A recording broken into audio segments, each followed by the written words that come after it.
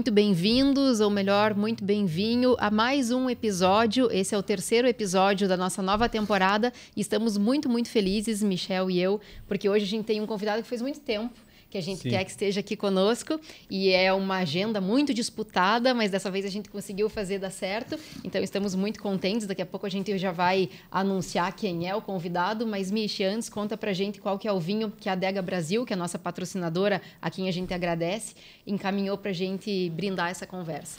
Sabe, Marion, que quando eu estava vindo aqui, eu estava pensando sobre o nosso convidado.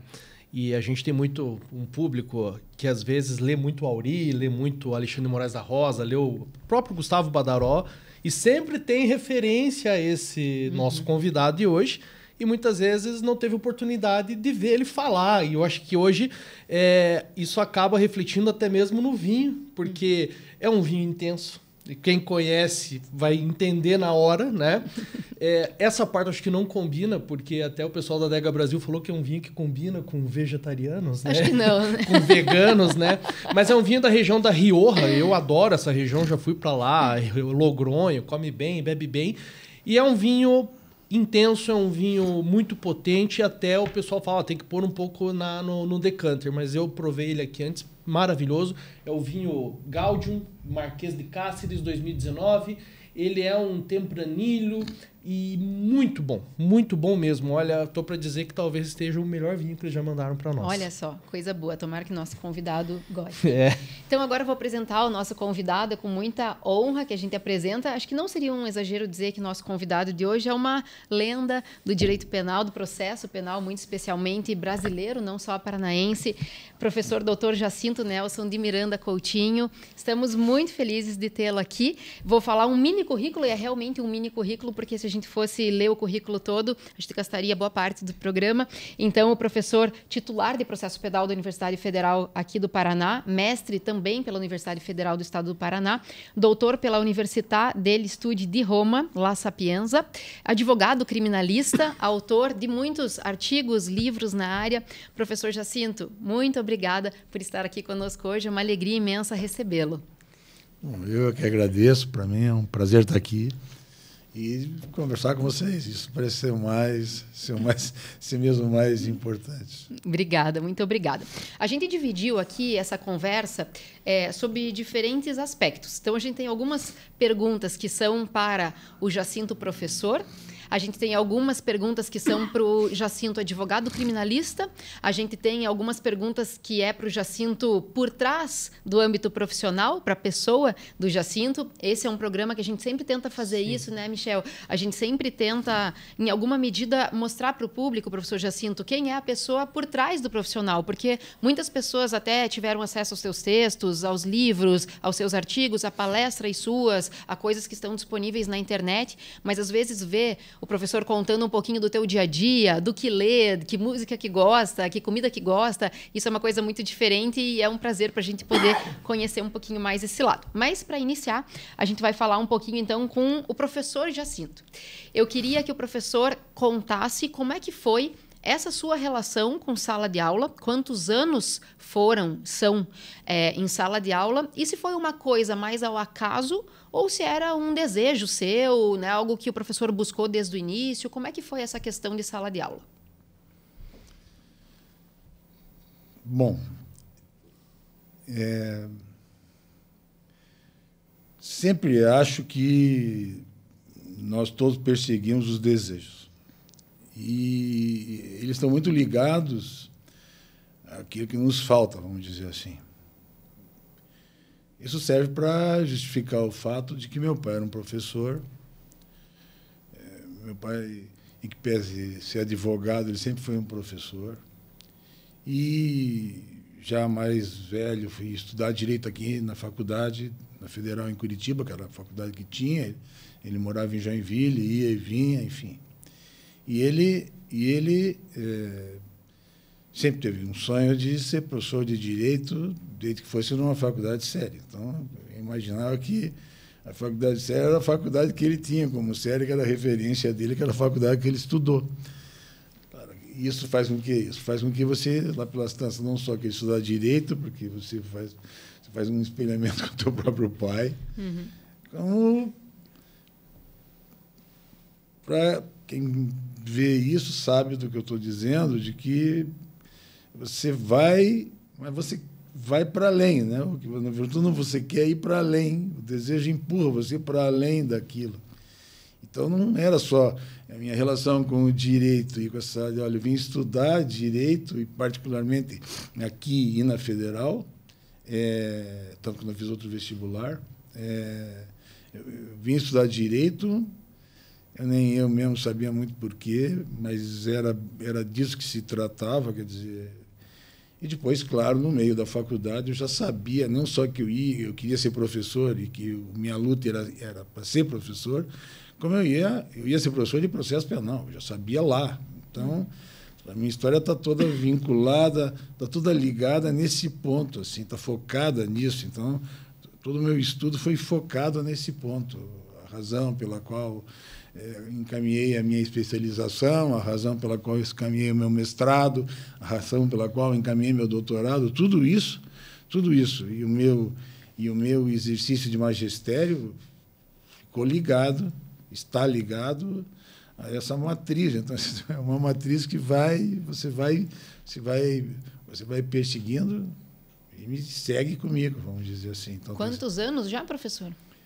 Na verdade, eu vim em 74, comecei a faculdade em 75, me formei em 80, e aí começou. Porque em 80 mesmo eu fiz concurso para o Ministério Público, logo depois que me formei, tive sorte, passei, estava fazendo junto concurso para procurador do Estado, tive sorte, passei também, e aí o concurso da Procuradoria do Estado ficou pendente de um mandado de segurança.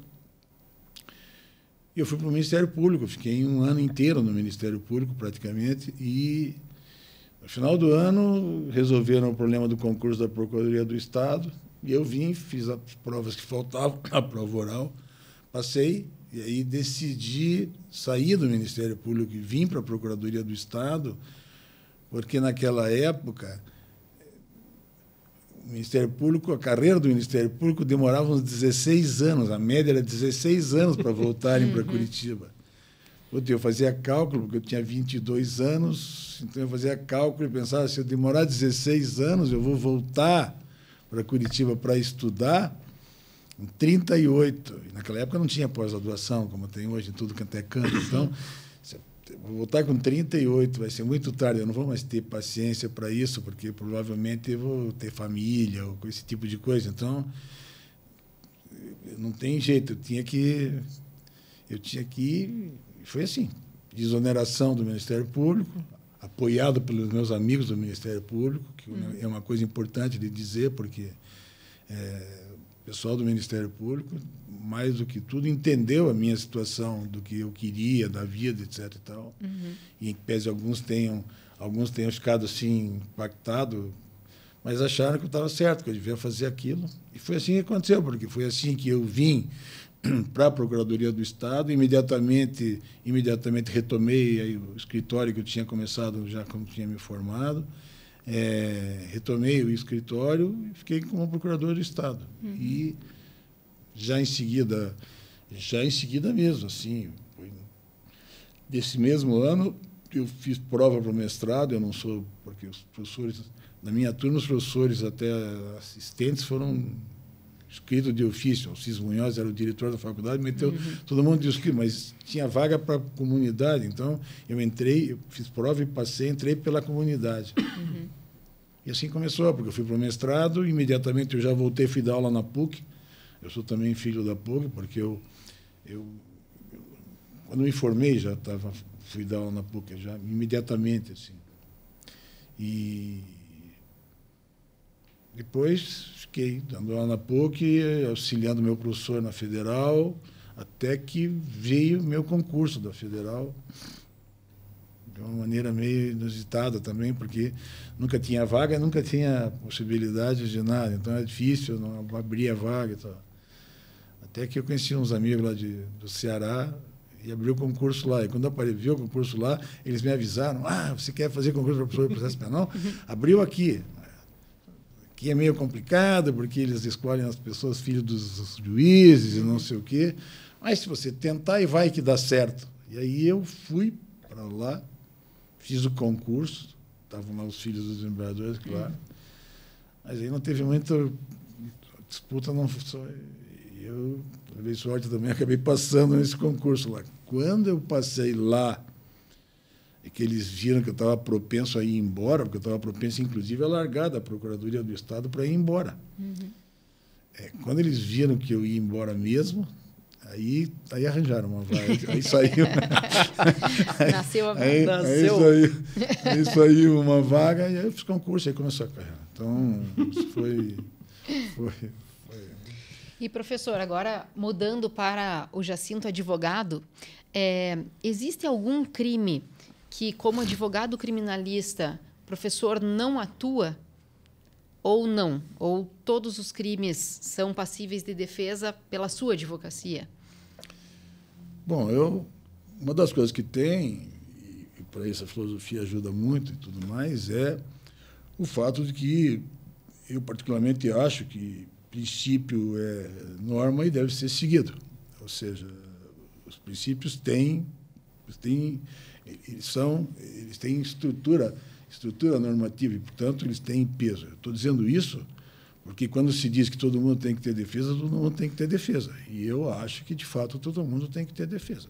Se não pela pessoa, mas pela própria sociedade que está metida ali, que tem que pagar o preço da defesa que tem por uma questão de civilidade. Quanto a isso, eu não tenho nenhuma dúvida. E isso faz com que eu deixe aberta para mim a possibilidade de defender em todos os crimes. O que tem, porém, é que eu tenho o direito de recusar casos nos quais eu não queira trabalhar. E tem uma certa gama de crimes com os quais não me tornam compatíveis, né? Não me é compatível, está entendendo? Os crimes sexuais, por exemplo, são crimes que eu não atuo. A mim são crimes que me causam muita repulsa, porque eu começo a viver aquele drama no processo e aquilo me afeta muito, me faz muito mal aquilo. Tanto que isso é uma coisa que aparece. Então, nesses meus, 45 anos de trabalho, eu atendi 6 casos desses. Mas eram 6 casos, não necessariamente de gente que tinha dinheiro, ao contrário, a maioria de gente muito pobre. Mas em todos esses casos, eu mesmo investiguei e eu mesmo me convenci plenamente de que eram inocentes. Então, nessas hipóteses, o processo passa a ser um mal para o réu, tanto quanto pode ter sido para a vítima. Depende da hipótese. Então, são casos onde eu atuei, mas atuei com a certeza de que o sujeito era inocente, então nem eu mesmo duvidava disso. E eu mesmo achava que o processo era uma injustiça para ele e que era necessário ter uma defesa efetiva para que a injustiça não se consolidasse. Agora, para isso é preciso investigar, etc. E tal. A gente nem tem tempo e nem tem muito desejo, dependendo do caso. Então, nesses casos, eu, de fato, não atuo. Como eu, de regra, não atuo para os casos fortes de tráfico de entorpecente, o que hoje em dia está praticamente, os grandes casos, pelo menos, estão todos ligados às organizações criminais e não é que não me é prazeroso, não me é conveniente trabalhar em casos assim, porque você luta pelo direito e luta para além do direito, você luta contra o preconceito, contra a má vontade, contra uma não realização do direito, você luta assim. E a pergunta que fica é: que dinheiro te faz achar que é uma boa coisa? Quanto você precisa para ter que aceitar um caso desse? Volta e meia aparece alguém com a ideia de que, olha, quer que o senhor trabalhe nesse negócio da facção, não sei do que. Ou seja, mas aí não é meu desinteresse pela própria facção. Estudo, a gente é obrigado a estudar, eu estudo o que acontece, o que não acontece, etc, etc. Mas a luta jurídica é uma luta inglória, porque a má vontade em relação ao processo é uma coisa fora do normal. Então, é vantajoso? Eu não acho. Então, eu particularmente, a mim não... Mas, em geral, eu advogo nas causas. Vejo que até nesses casos, eventualmente, porque eventualmente aí também tem pontas, né?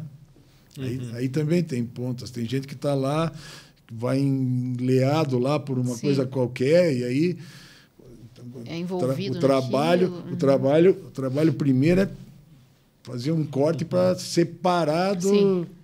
Sim. Né? Parece que... Mas, professor, pegando o gancho na tua resposta ali sobre o crime sexual, tirando essas hipóteses dos crimes sexuais, o que é mais difícil? Defender alguém que você sabe que é culpado, a pessoa vai no teu escritório, ou defender alguém que você sabe que é inocente? Eu acho que é a mesma situação. Eu acho que tem o mesmo problema a ser evitado aí. Por que tem o mesmo problema a ser enfrentado, mais do que evitado, a ser enfrentado aí? É porque você nunca tem um domínio perfeito da situação. Os casos nunca chegam para você como se fossem lineares, como se fosse um espelho. Você olha para o espelho e vê o caso inteiro ali. Primeiro que no espelho você só vê só a frente, já começa por isso. Mas os casos são efetivamente muito mais complexos sempre. E você nunca tem domínio de tudo aquilo que passa lá. Então, isso faz com que não tenha muita saída. Isso faz com que, seja de um lado, seja de outro, você nunca vai ter uma certeza absoluta. Você tem uma desconfiança. Você desconfia que é culpado. Você sabe... Acabei de dizer, o sujeito vem com um caso, eu mesmo vou investigar. Sim. Eu tenho gente para mim que, se for o caso, vai atrás. Eu tenho amigos que fazem investigação. Enfim, eu tenho gente que vai atrás. Então, eu mesmo vou atrás. E o que vem é... Mas nunca é uma certeza absoluta. Isso é uma coisa que está afastada. Então, num determinado nível, efetivamente, é quase a mesma coisa. Está entendendo? O que tem, isso é verdadeiro, é que tem culpado e tem culpado. Porque, na hipótese da inocência, a luta é pela inocência. Mas, na hipótese do culpado, tem culpado e tem culpado. Está entendendo? O que é preciso fazer, do ponto de vista ético, penso eu, é que, se aparece alguém que é efetivamente culpado, você trabalha com a pessoa para mostrar que, de fato, é culpado. E que a chance é de ser condenado. Mas que é possível fazer algumas coisas na diminuição da pena, ajuste, né, da condenação. Da estrutura de composição do crime. Tudo isso é alguma coisa que é possível fazer como advogado, eticamente, naturalmente, que é possível fazer como advogado, que permite que você trabalhe, inclusive, para o culpado. Uma coisa é você trabalhar para alguém que você imagina culpado. O sujeito fura o sinal e bate o carro. É culpado? É culpado. Às vezes tem a imagem lá que foi o sinal. Mas o sujeito vem para você e diz, de fato, eu furei o sinal. Mas na hora eu tive um ataque. Um mal súbito. Tive um ataque. Veja, por isso que eu disse, tem uma graduação aí que permite que você jogue, desde que você trabalhe honestamente com a pessoa. Quer dizer, é assim porque é assim. Por que eu estou dizendo isso? Porque tem muito cliente que não quer ouvir. Sim. Não quer ouvir porque não quer assumir sua própria culpa. Isso que eu ia falar. O professor que entende muito de psicanálise sabe que isso não é uma questão jurídica, né? Sim. O sujeito não aceita para ele mesmo, e aí ele já chega com a tese dele, porque ele dorme, né? Assim que ele bota a cabeça... Ele se defende da culpa. Exato, né? Ele se defende da culpa, né? Mas é interessante essa ideia da não linearidade do processo. Claro. Porque a gente vê hoje em dia muito os alunos... acham, eu falo assim, a minha avó pode achar que se o cara for lá inventar uma patota, né, que eu até contava pra minha avó o seguinte, né, que minha avó vinha, porque você é advogado criminal, não sei o que e tal, daí eu falava, ó, se o meu avô chegasse com um batom na gola, cheirando perfume de mulher e falasse que estava jogando bola, você ia acreditar? Não sei o quê, tirar de casa. Então, não basta só chegar. Então, muitas vezes, essa ideia, e é isso que é interessante ouvir o professor, toda a experiência dele, é justamente que não é aquilo que acontece comigo, com a Marion, ou com quem está começando, é com todo mundo. O cliente esconde coisa, o cliente quer se eximir da culpa humano, dele né? mesmo. Isso é humano. É humano, né? E, professor Jacinto, nas hipóteses em que, inicialmente, o professor aceita atuar na causa, então, aceitou atuar na causa, era dentro dos crimes que normalmente o professor atua, existiu algum caso na sua carreira que, no decorrer do processo, o professor desistiu por algum dilema ético? Porque a gente sabe que a advocacia criminal flerta muitas vezes com essas questões éticas que são muito sensíveis, né? Teve algum caso que te marcou e que o professor deixou no meio do caminho por alguma coisa assim que possa dividir conosco? Isso é um negócio muito importante. E é importante para nós, é importante para mim. Eu tenho uma cláusula nos meus contratos que é a seguinte: se o acusado mudar de posição no meio do caminho, eu estou fora da causa. Ele precisa ter consciência de que a mim ele deve dizer o que aconteceu de verdade. Às vezes ele não omite, às vezes ele esquece, até inconscientemente ele esquece. Mas ele precisa ter consciência de que eu preciso, no meu trabalho, na advocacia, uma das coisas que nós fazemos, coisa que não deve existir na estrutura do Estado, mas que para nós é alguma coisa que é essencial, é estrategicamente agir estrategicamente. Ou seja, precisa uma estratégia para poder fundar as bases com a qual você vai trabalhar no processo. Essa testemunha não é aquela, essa perícia não é aquela, Claro. Ora, é disso que se trata. Então, o sujeito vem e te conta uma história. Essa história que ele conta, ela nunca é linear, vamos dizer assim. Eu brinco que parece uma rosa dos ventos. A rosa dos ventos é bacana, porque, sabe, em geral é norte, sul, leste, oeste, depois é sudeste, nordeste, ou seja, é aquela coisa octogonal, vamos dizer assim. O sujeito vem e te conta um negócio que são 20 lados. 20 lados. Ser advogado, dentre outras coisas, aqui é conseguir ler a maior parte possível desses lados. E daí montar, diante dessa visão que você tem do caso, você monta a estratégia. Porque alguém que só vê o espelho, responde só para o espelho. Se você olha para o caso e vê que tem 20 partes e você encontrou 18, você tem que rezar para Deus que a saída não esteja naquelas duas que estão lá. Sim. Está entendendo? Então, é preciso, nesse aspecto, é preciso que a gente faça o quê? É preciso que a gente trate de olhar com aquilo com os nossos olhos lá no início para montar para o caso uma estratégia de modo tal a que lá na frente, às vezes são anos e anos e anos, venha o resultado. Às vezes demora, às vezes não sai como a gente quer direito, às vezes o cliente pressiona porque quer mais rápido e não vai. Tem tudo isso. Mas é um pouco para você mesmo ter a certeza de que lá o alvo lá na frente está mirado, e é para lá que você vai apontar. É por isso que aqui é preciso trabalhar eticamente, porque se o cara monta para você, você monta uma estratégia errada. E se ela dá errado, ele vai dizer que você é o culpado. Então, é preciso que ele tenha consciência. Antigamente era mais difícil. Às vezes a gente gravava,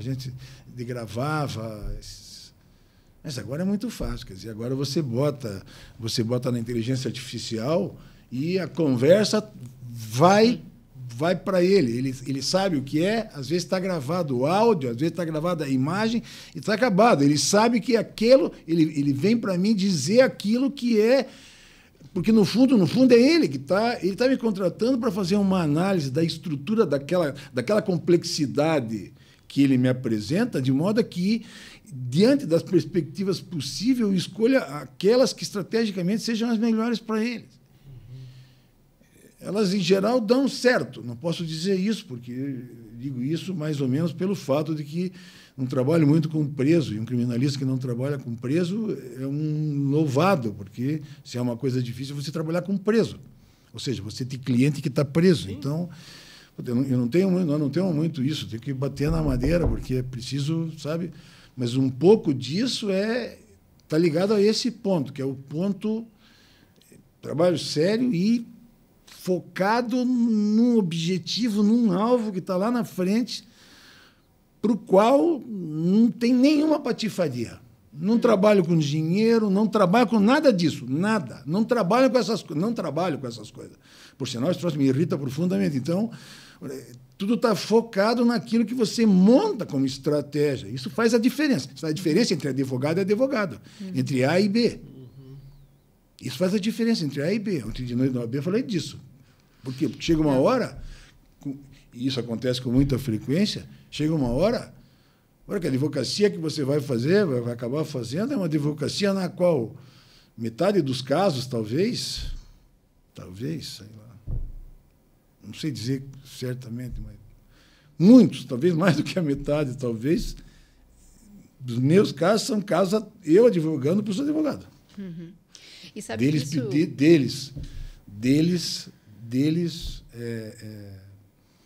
deles pedindo, sabe,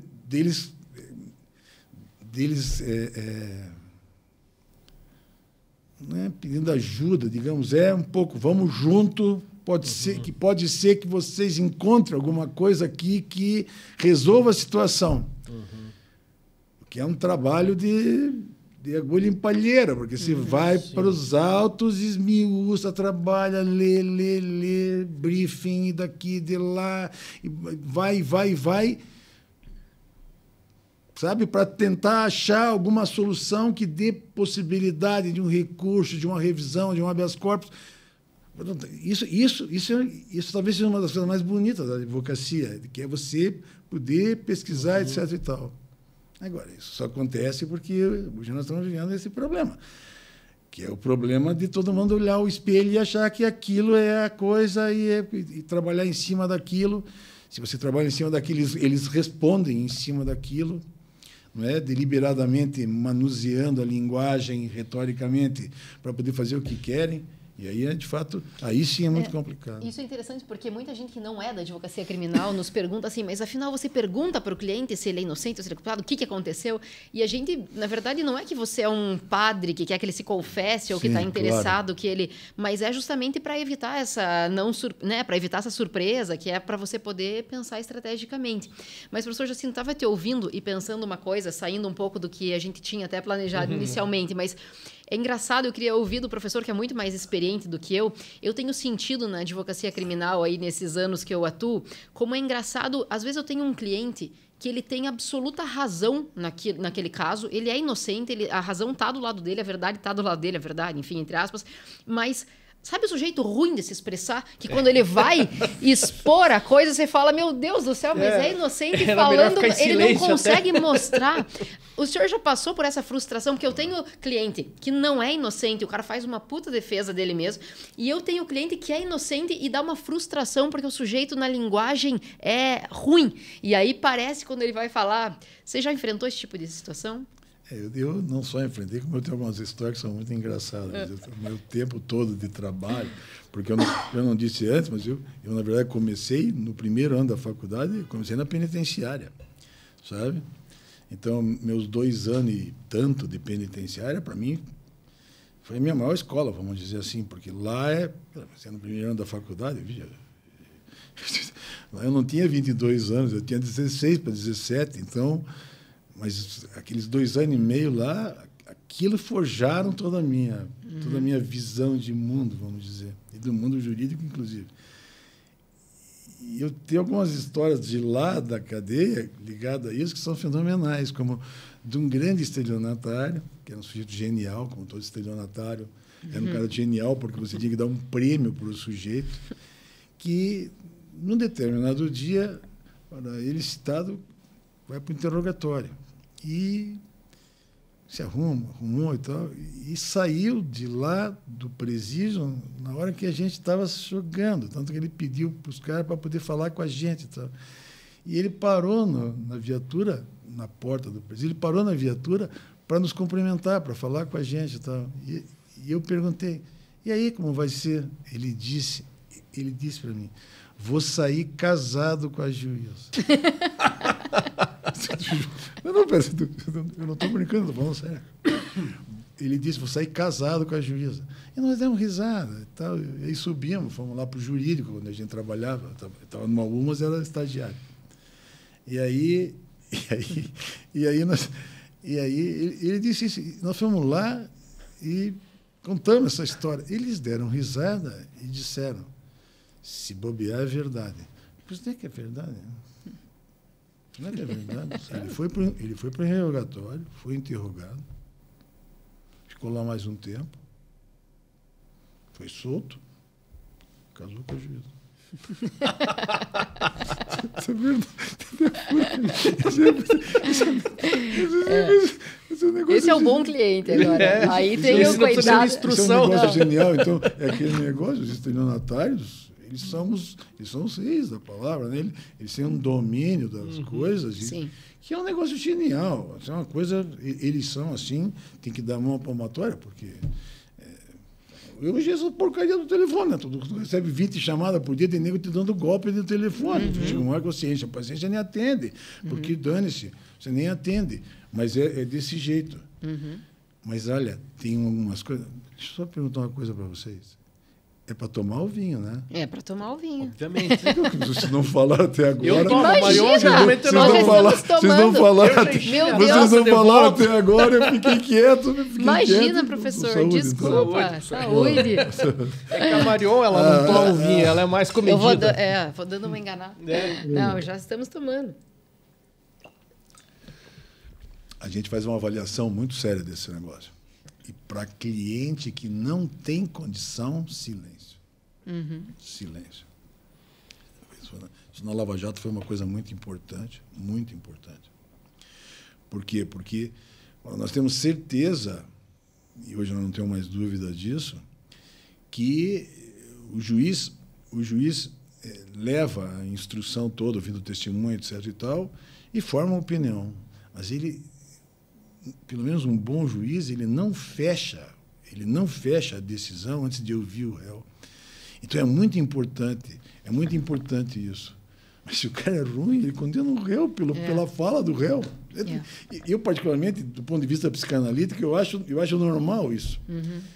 Porque quem não sabe da palavra tende espontaneamente a se enlear com ela e a decidir mal em relação a ela. Porém, então, você pega um inocente que vai lá e se vê mal na hora de falar, troca coisa, blá, blá, blá, e acaba condenado por causa dele mesmo. Então, é um negócio que não tem jeito, é preciso ter coerência, fazer ele ficar quieto. E, às vezes, até mesmo a estrutura de uma sala de audiência, o juiz está mais no alto... Tá Mas sabe o que eu acho, professor? Que isso também falta um pouco de um estudo mais sério, desde criança, às vezes, da linguagem. Esse dia eu estava vendo aquele Gregório do Vivier, eu gosto dele, e ele falou um negócio muito legal. Ele falou assim, olha, quando você vai comer, você quer escolher a tua comida, você não pega uma pílula lá e coloca todos os nutrientes, você quer saber o que é uma massa, uma carne, você tem tesão em escolher a tua comida. Por que com as palavras não? Né? Por que você não escolhe? As palavras a gente tinha que ter assim, uma relação mais gastronômica com a palavra. É nesse sentido, porque tem pessoas que não dão a importância para a palavra e dependendo das palavras que você escolhe, você muda toda a tua vida, você muda a forma de contar uma história, você conquista ou não conquista alguém, enfim, a tua relação com o mundo depende das palavras, né? E como a gente não dá a importância, tem muita gente que passa uma vida sem dar importância para a palavra, né? A palavra é uma coisa que, para falar, precisa de muito tempo, porque ela é de uma importância tão grande que a gente nem tem direito à dimensão que ela ocupa. Mas um dos grandes problemas é de que nós somos tomados pelo inconsciente. Ou seja, nós resistimos com a racionalidade que nós temos e nós expressamos em face dela, ou pelo menos nós achamos que fazemos isso. Você viu o que ela disse? Sabe? Tem que ser como um teste da comida. O dilema, velho, aqui... eu tenho um consciente da comida. Não posso negar. O dilema é que de uma certa maneira, né, e nem precisa ser professor para saber disso, mas os professores, em geral, sabem bem do que é isso. Eles sabem que, num determinado momento em diante, a palavra toma conta deles. Isso em mim, eu digo isso por mim, em mim é tão forte isso, tão forte, que eu tive situação de aluno sair da sala e entrar e eu não ver. Não ver. Eu não ver. É tão forte isso em mim que, de vez em quando, eu estou falando, eu estou falando e alguma coisa me quebra. Uma bomba, um avião que passa, ou alguma coisa. E eu me desligo, depois eu não sei onde eu estava. E eu, invariavelmente, pergunto, porque eu não tenho vergonha disso, porque é visível como eu saí da... Eu saí da... É como se eu estivesse dentro de uma engrenagem. É como se eu não estivesse pensando para falar. A palavra toma conta de mim. Isso você vê em grandes professores. O Juarez Cirino dos Santos é um exemplo clássico disso. Né? Clássico. O Cirino é assim, porque o Cirino, além de ser um genial e falar maravilhosamente bem, o Cirino é literalmente tomado pela palavra. E ele, que eu acho que estou falando isso em homenagem a ele, porque ele é um cara genial, e ele, além de tudo, tem isso. Ele pensa numa velocidade espantosa, então, às vezes, ele tem muito mais para dizer do que ele consegue ele consegue na fala. É um negócio fantástico, assim. Então, está mais ou menos ligado a esse ponto. Eu fui aluno do professor Juarez Cirino após, que eu era monitor lá do ICPC na época, e ele tem um negócio na anotação, tipo em sinais. Não, é taquigrafia? É uma taquigrafia. Ele foi estudar taquigrafia. E assim, a aula dele, de 3 horas, era um negócio assim de... Era um negócio impressionante, assim, né? Exatamente. Mas, professor... Ele faz conferência, faz texto, assim, escrevendo. Por isso ele anda de avião e vai taquigrafando. Legal. Professor, olhando agora o professor e advogado, e aí a gente vai tocar um assunto que é muito caro para o senhor, que é o sistema acusatório. Sim. Na tua visão como advogado, mesmo com aquelas reformas, o artigo 3A do CPP, etc., que nós tivemos lá com, aspas, pacote anticrime, etc., isso melhorou? O senhor está vendo um processo um pouco mais equilibrado? A questão do juiz produzir prova? Como que é a visão do Jacinto, professor e advogado, a respeito desse assunto, olhando para os casos práticos? Bom, talvez a coisa mais importante neste aspecto é que nós precisamos de um sistema acusatório. Nós precisamos dele porque o mundo conhece 2 sistemas de processo penal e um é eminentemente antidemocrático e o outro é, digamos assim, passível de democracia.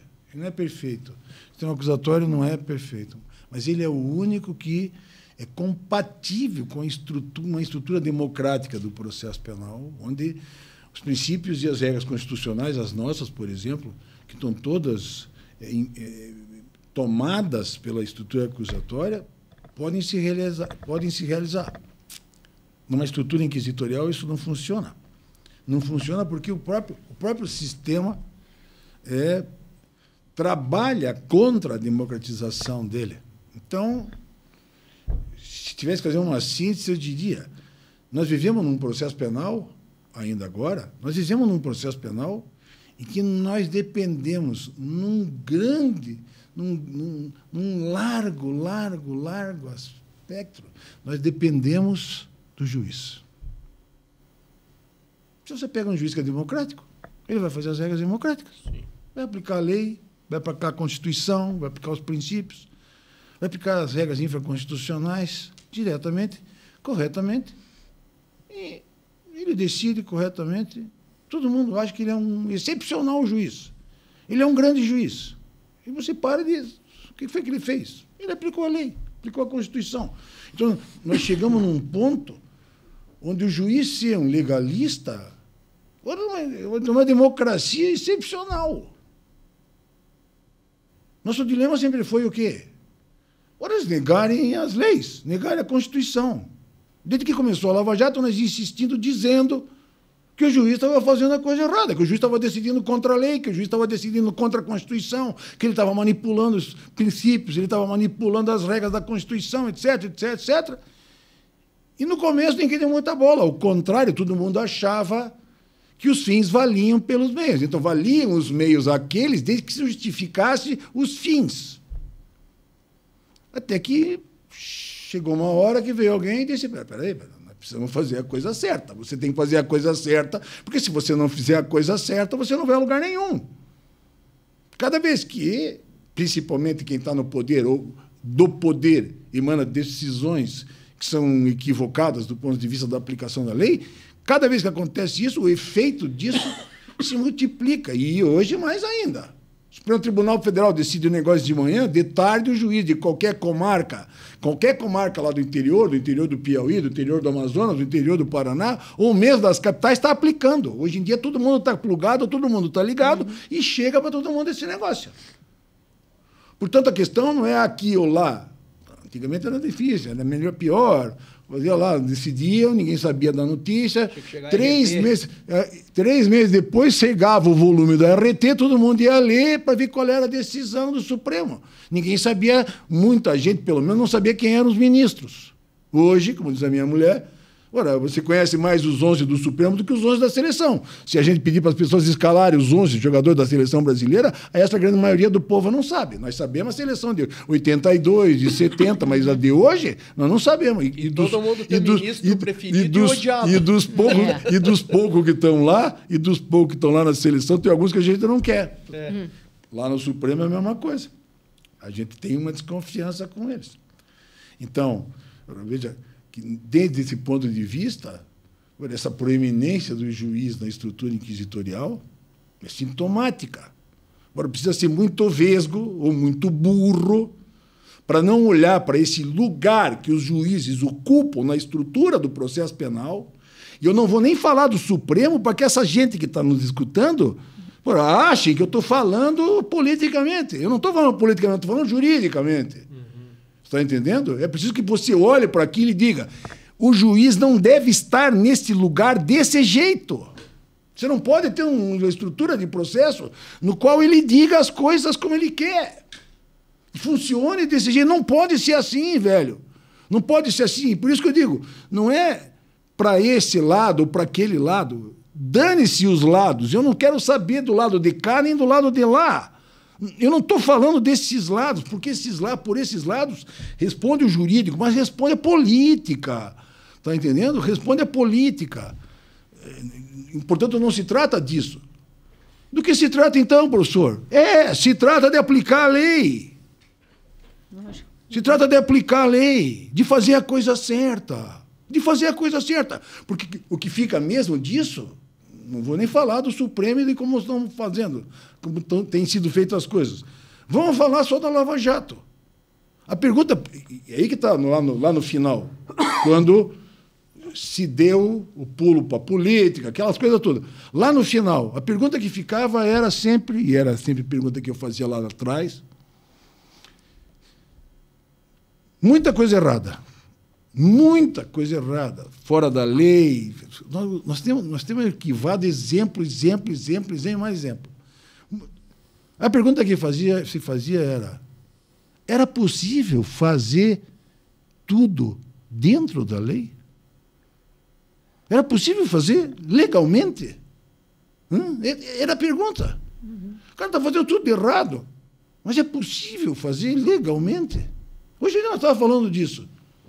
Agora, no caso, não sei, num estado lá, XYZ, depois das alegações finais, o Ministério Público vem e junta, depois das alegações finais das partes, ele junta um parecer.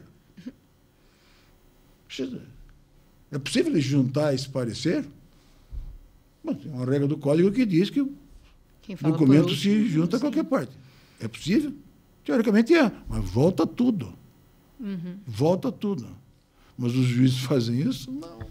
O juiz fez isso? Não. O juiz recebe. Diz, bom, eu posso juntar, sentencia e usa aquele documento na sentença. O professor pode isso? Claro que não. Claro que não. Porque não é um problema da regra do Código que diz que você pode juntar documento a qualquer tempo. É a regra da Constituição que diz que tem que ter contraditório. Como é que você enfia uma prova no processo? Como é que você produz uma prova sem ouvir a outra parte? Ora, é aquilo que o Ferrugem chama de contraditório forte é absolutamente necessário para qualquer coisa, para tudo. E dá mais legitimidade para qualquer resultado Mas do processo. aqui é que vem o ponto da tua pergunta.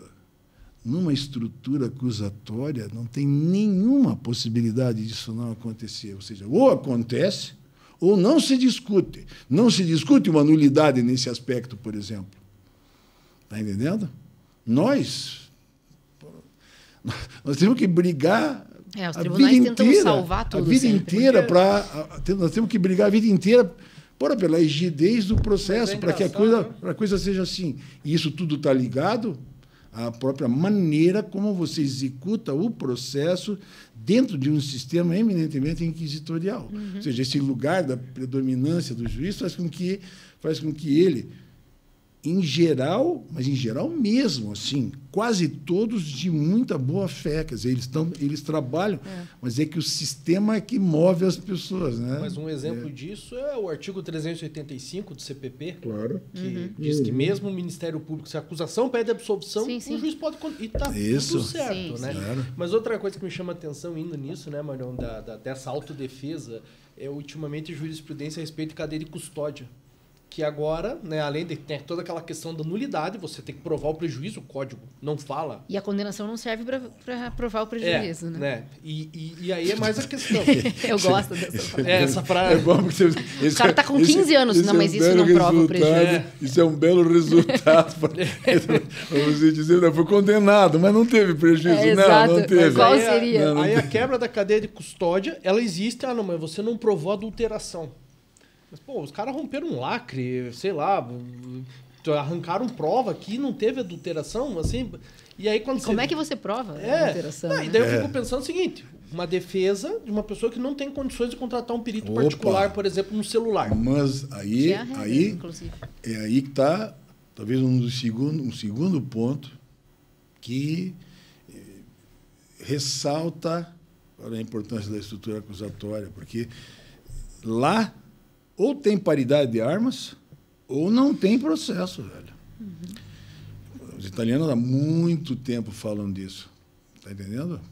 Se não tem paridade, não tem processo. Ou seja, a necessidade do contraditório é tão forte, porque, no fundo, o Cordeiro tem razão quando diz que é por excelência a forma da democracia processual.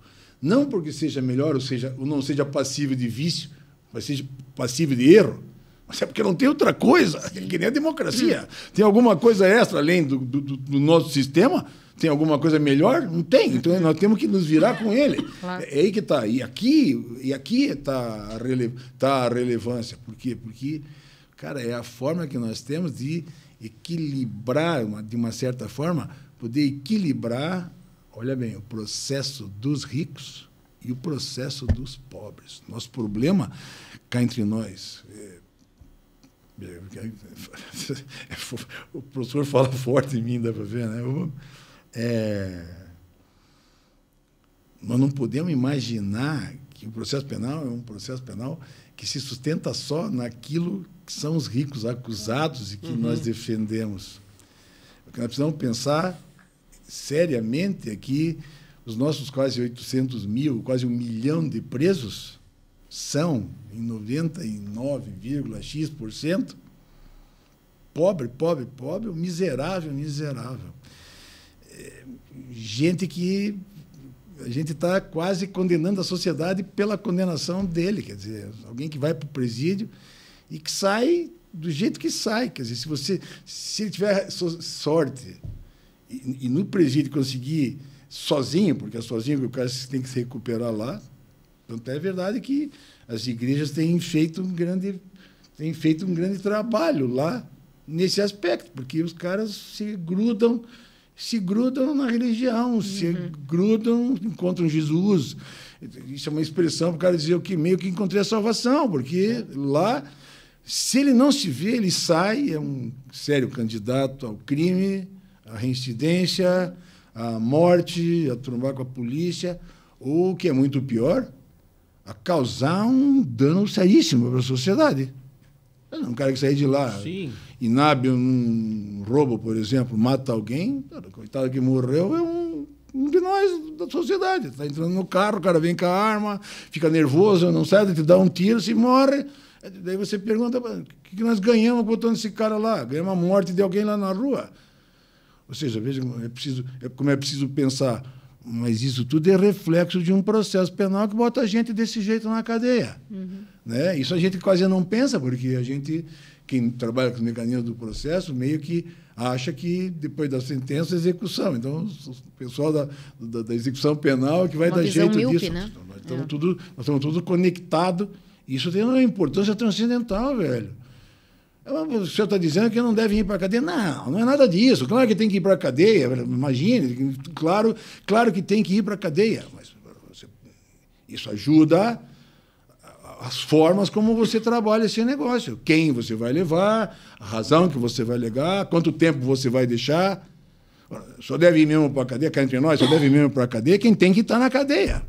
Sim. Porque nós temos um monte de formas que pode funcionar como punição sem que seja estar na cadeia. Não é? A mãe pode cortar a mesada antes de... Quer dizer, nessa hora você acha que era melhor a tua mãe, né? Que pegava pá de polenta e enchia o lombo e a sentença estava dada, executada, né? Sem contraditório. Sem contraditório. Se você começa a trancar o cara... E o juiz acusava. Se você começa a trancar o cara no banheiro, pô, o efeito pode ser muito pior. Isso não significa dizer que não tem. Imagine, um estuprador em série. Tem bandido que não tem jeito. Claro. Tem gente que... A sociedade não tem. A sociedade tem... Puta, mas tá muito fácil botar gente na cadeia, veja. Quando o cara com um pacozinho de maconha lá, a polícia chega, ele meio que reclama, briga com os policiais, ele prega o cara e bota esse cara na cadeia. Às vezes a gente tem que trabalhar. Tem um moleque que trabalha, que está trabalhando, ajuda a mãe em casa e tal. Aí você para, o que nós vamos ganhar com isso? O que a sociedade vai ganhar com uma cadeia dessa? Então, aí que está o ponto. Não pode ser... É preciso se pensar muito nisso, mas não pode ser fácil. Não é uma coisa que... Assim, está muito fácil demais, tá entendendo? Muito fácil. Isso é alguma coisa que cobra da gente. E é uma questão que eu até, às vezes, converso com os alunos e falo, né? A minha avó podia pensar dessa forma. Você não. A minha avó, você não. Você tem que entender que tem regra, mas... É o senso comum, né? E a impressão que dá é que há uma absorção por quem julga, por quem acusa, às vezes até mesmo por quem defende, dessa ideia de que no Brasil não tem punição para nada, não tem processo, Mas como que... Pense, você tem quase 1 milhão de presos, não tem punição? Veja como é um discurso da impunidade. Tem um discurso da impunidade. Mas o discurso da impunidade é um discurso que opera... com contingência de quase 1 milhão. É quase 1 milhão, velho. Veja quanto nós gastamos para manter essa gente no presídio. Ou seja, se você falar law economics, se você for discutir essa questão, de fato, do dinheiro, por exemplo, só isso já é suficiente para você ver que é preciso tirar de lá. Tirar de lá dinheiro significa não prender tanta gente. Mecanismos alternativos... todos que possam funcionar, que funcionam melhor do que os outros. Porque tem gente que não tem muito jeito. Então, essa gente, você precisa mesmo isolar. Agora, velho, se você pegar um moleque de 18 anos, botar lá... Sim. Porque, e depois, uma das coisas que é importante, e os penalistas tinham que pensar muito nisso, e nós, no processo penal, pensamos muito pouco nisso. É gozado isso, né? Todo mundo joga para execução, e nós é a culpa, vamos dizer, e nós pensamos um pouco nisso. Olha, é que, de regra, se você prende, você solta. Você vai prender sabendo que o sujeito vai sair de lá. Mas imagine com as cadeias que nós temos, se você vai prender um sujeito, ele vai ficar lá 2, 3 anos... que ele vai sair, como ele vai sair de lá? Como é que vai sair? Como ele vai sair de lá para o convívio com a gente, né? Porque nós não temos mais o que fazer em relação a ele. não temos muito. Ele pagou, como eles dizem, ele paga a conta. Ele pagou a conta dele. Como é que você faz? Eu fico imaginando aquela história daquele Oruan, que ele foi preso, e aí a ficha dele, ele já tinha que indicar. Você não tinha uma opção, eu não sou faccionado. Você tinha que indicar... Qual facção? Qual facção. Você, É? Você vê que... Não, isso de um documento do presídio. É verdade? Aham. Sério? Então você vê, assim, isso é falimos. Porque nós estamos te colocando aqui dentro, independentemente de quem seja. Daí fica pensando, um moleque de 18 anos chega num lugar... Qual facção você simpatiza? Eu não simpatizo com nenhuma. Então marca uma aí que nós vamos entregar você para ela e a partir de hoje você... Porque para alguma vai, Tá dentro dela. Para alguma ele vai ter que ir, então. Meu Deus. Você tem... Né? Enfim... Professor Jacinto, e agora uma outra coisa que compartilhamos, uma outra paixão, para a gente falar um pouco disso, porque o papo tá bom, a gente já está avançado no horário, mas tem muita coisa que eu quero explorar aqui do professor Jacinto ainda, que é um pouco a psicanálise.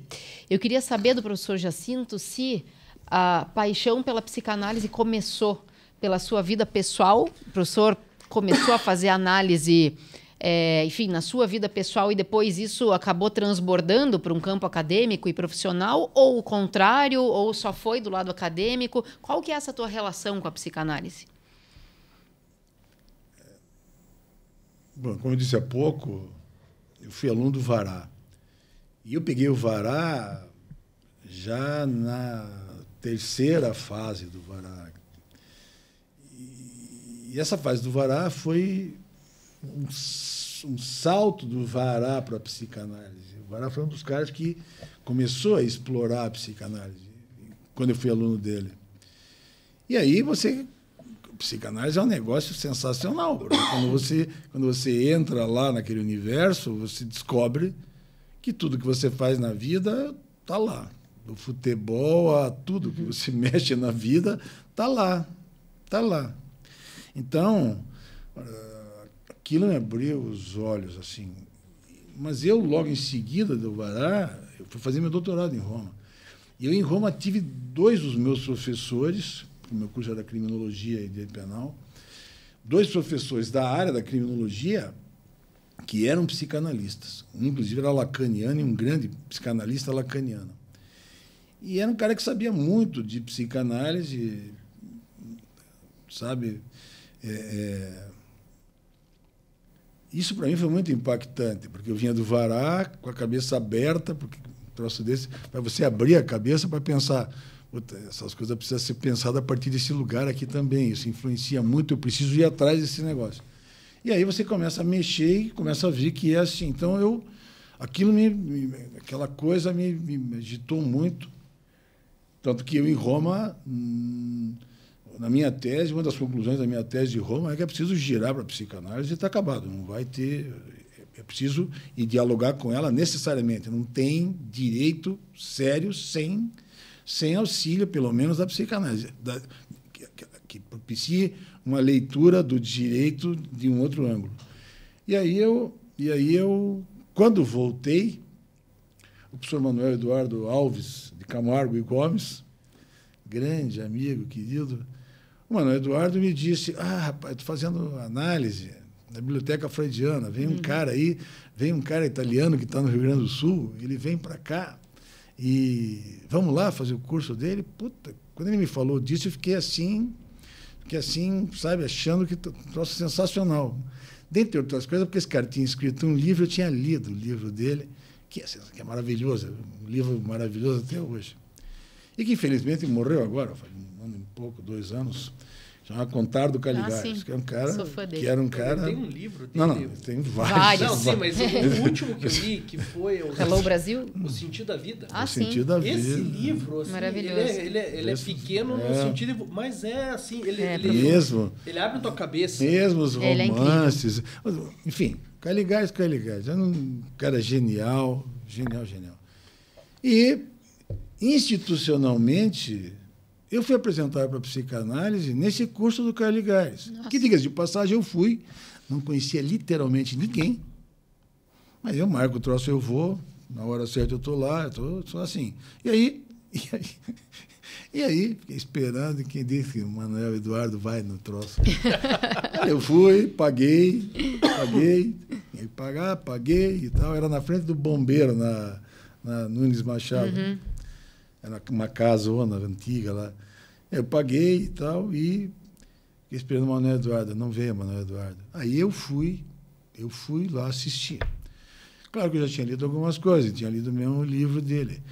Mas ele estava falando para os psicanalistas, e, portanto, ele não tinha muita preocupação de explicar para mim o que era. Ou seja, até porque ninguém me conhecia, nem eu conhecia ninguém. Então, eu estava lá, literalmente, de peru, e eles me vendo lá. Eles fazendo de conta que não estão me vendo, porque... Tem um texto antigo que é genial. Assim, o cara, no Rio de Janeiro, ninguém faz de conta que não percebe ninguém. Então, o cara veste um escafandro e vai para uma boate, sabe? E todo mundo faz de conta que não percebe o cara, faz de conta que... Era mais ou menos assim, eles fazendo de conta que não estavam me vendo lá, sabe? Então, e claro que eles estavam me vendo e eu... E nesse curso, que, por sinal, era um curso genial, porque era um curso sobre 2 textos que são sensacionais. Nesse curso, eu consegui entender, assim, vamos dizer, metade, talvez, um pouco menos, talvez metade do que, talvez a metade do que ele falou, vamos dizer, eu consegui entender. Cada vez que ele aprofundava, eu via que ele estava aprofundando, lá pela Santa me corria o sentido que ele estava dando. Eu não entendia. Mas aquilo, para mim, foi um negócio importante, porque me disse, se você entendeu metade hoje, você precisa entender tudo depois. E aí, lá, eu comecei a conversar com o pessoal, disse quem eu era, que eu tinha vindo do doutorado, que eu me interessava por aquilo, e eles me convidaram para ir para a biblioteca, participar com eles em algumas coisas. Então, eu fui para a biblioteca, fazia cartéis, fazia cursos. Tinha um argentino que... Alguns argentinos, mas um deles que era meio mais um líder, assim, que era um grande amigo, Norberto Irustra, faleceu depois, mas um cara sensacional. E aí eu fui para lá, e, de novo, eles com muita paciência, porque, puta, quando você está inteirado da conversa, você precisa ter paciência com quem não sabe, né? E eles com muita paciência, sabe, me levando pela mão, assim, me fazendo... estudar certas coisas, ler certas coisas. E foi assim que eu fui entrando, muito depois, não, mas muito depois daquele período lá, foi que eu fui fazer análise de verdade. Aí sim fui eu fazer análise. Eu já tinha estudado psicanálise, não sei se foi bom ou mal antes, porque você cria uma resistência maior, mas foi aí que aí sim eu fui fazer análise, fiz análise durante muito tempo. E foi sensacional, foi um negócio assim, muito, muito legal. E esse é um dos discursos que me acompanha, porque eu continuei estudando, e estudo muito, sempre que posso até hoje, e é sempre muito difícil, porque psicanálise não é uma coisa para jejum, agora vale a pena, porque é uma coisa que te ajuda a entender as coisas. Claro, você leu o Caligares, e o Caligares fala de psicanálise, velho. Só que Caligares fala de psicanálise, como ele falava na Folha, ele fala de psicanálise eminentemente aplicada. Então, você acha que você está lendo uma historinha, ele está fazendo psicanálise para você ali. Está traduzindo coisas profundas. É genial. Quer dizer, isso era uma habilidade que ele tinha, monstruosa, de conseguir transitar de uma certa forma por todos os lados. De uma forma interessante, com todas as resistências de um mundo de psicanalista contra ele. Mas era um cara sensacional, como era o Norberto, como são tantos até hoje, aqui em Curitiba mesmo, tem gente de um nível de psicanálise. Nós somos privilegiados, nós. Temos gente atuando aqui em Curitiba fenomenal. E tem cursos na Biblioteca Freudiana, que agora perto ali mais da URCA, da própria OAB, né? Agora e ainda aberta. Isso, está ali mesmo a biblioteca. Não, tem a Associação Psicanalítica também, tem outros centros em Curitiba que são centros de ponta, de gente muito séria e que, sei lá, é uma coisa que vale a pena fazer. Agora, é uma coisa interessante isso. Psicanálise, as pessoas acham que psicanálise é para quem teve um trauma, para quem é um problemático, o cara é um problema. Para quem está vivo, né, professor? Psicanálise é uma coisa para quem está vivo. Porque você daí mesmo que você não sei se descobre depois. E psicanálise é um negócio sensacional porque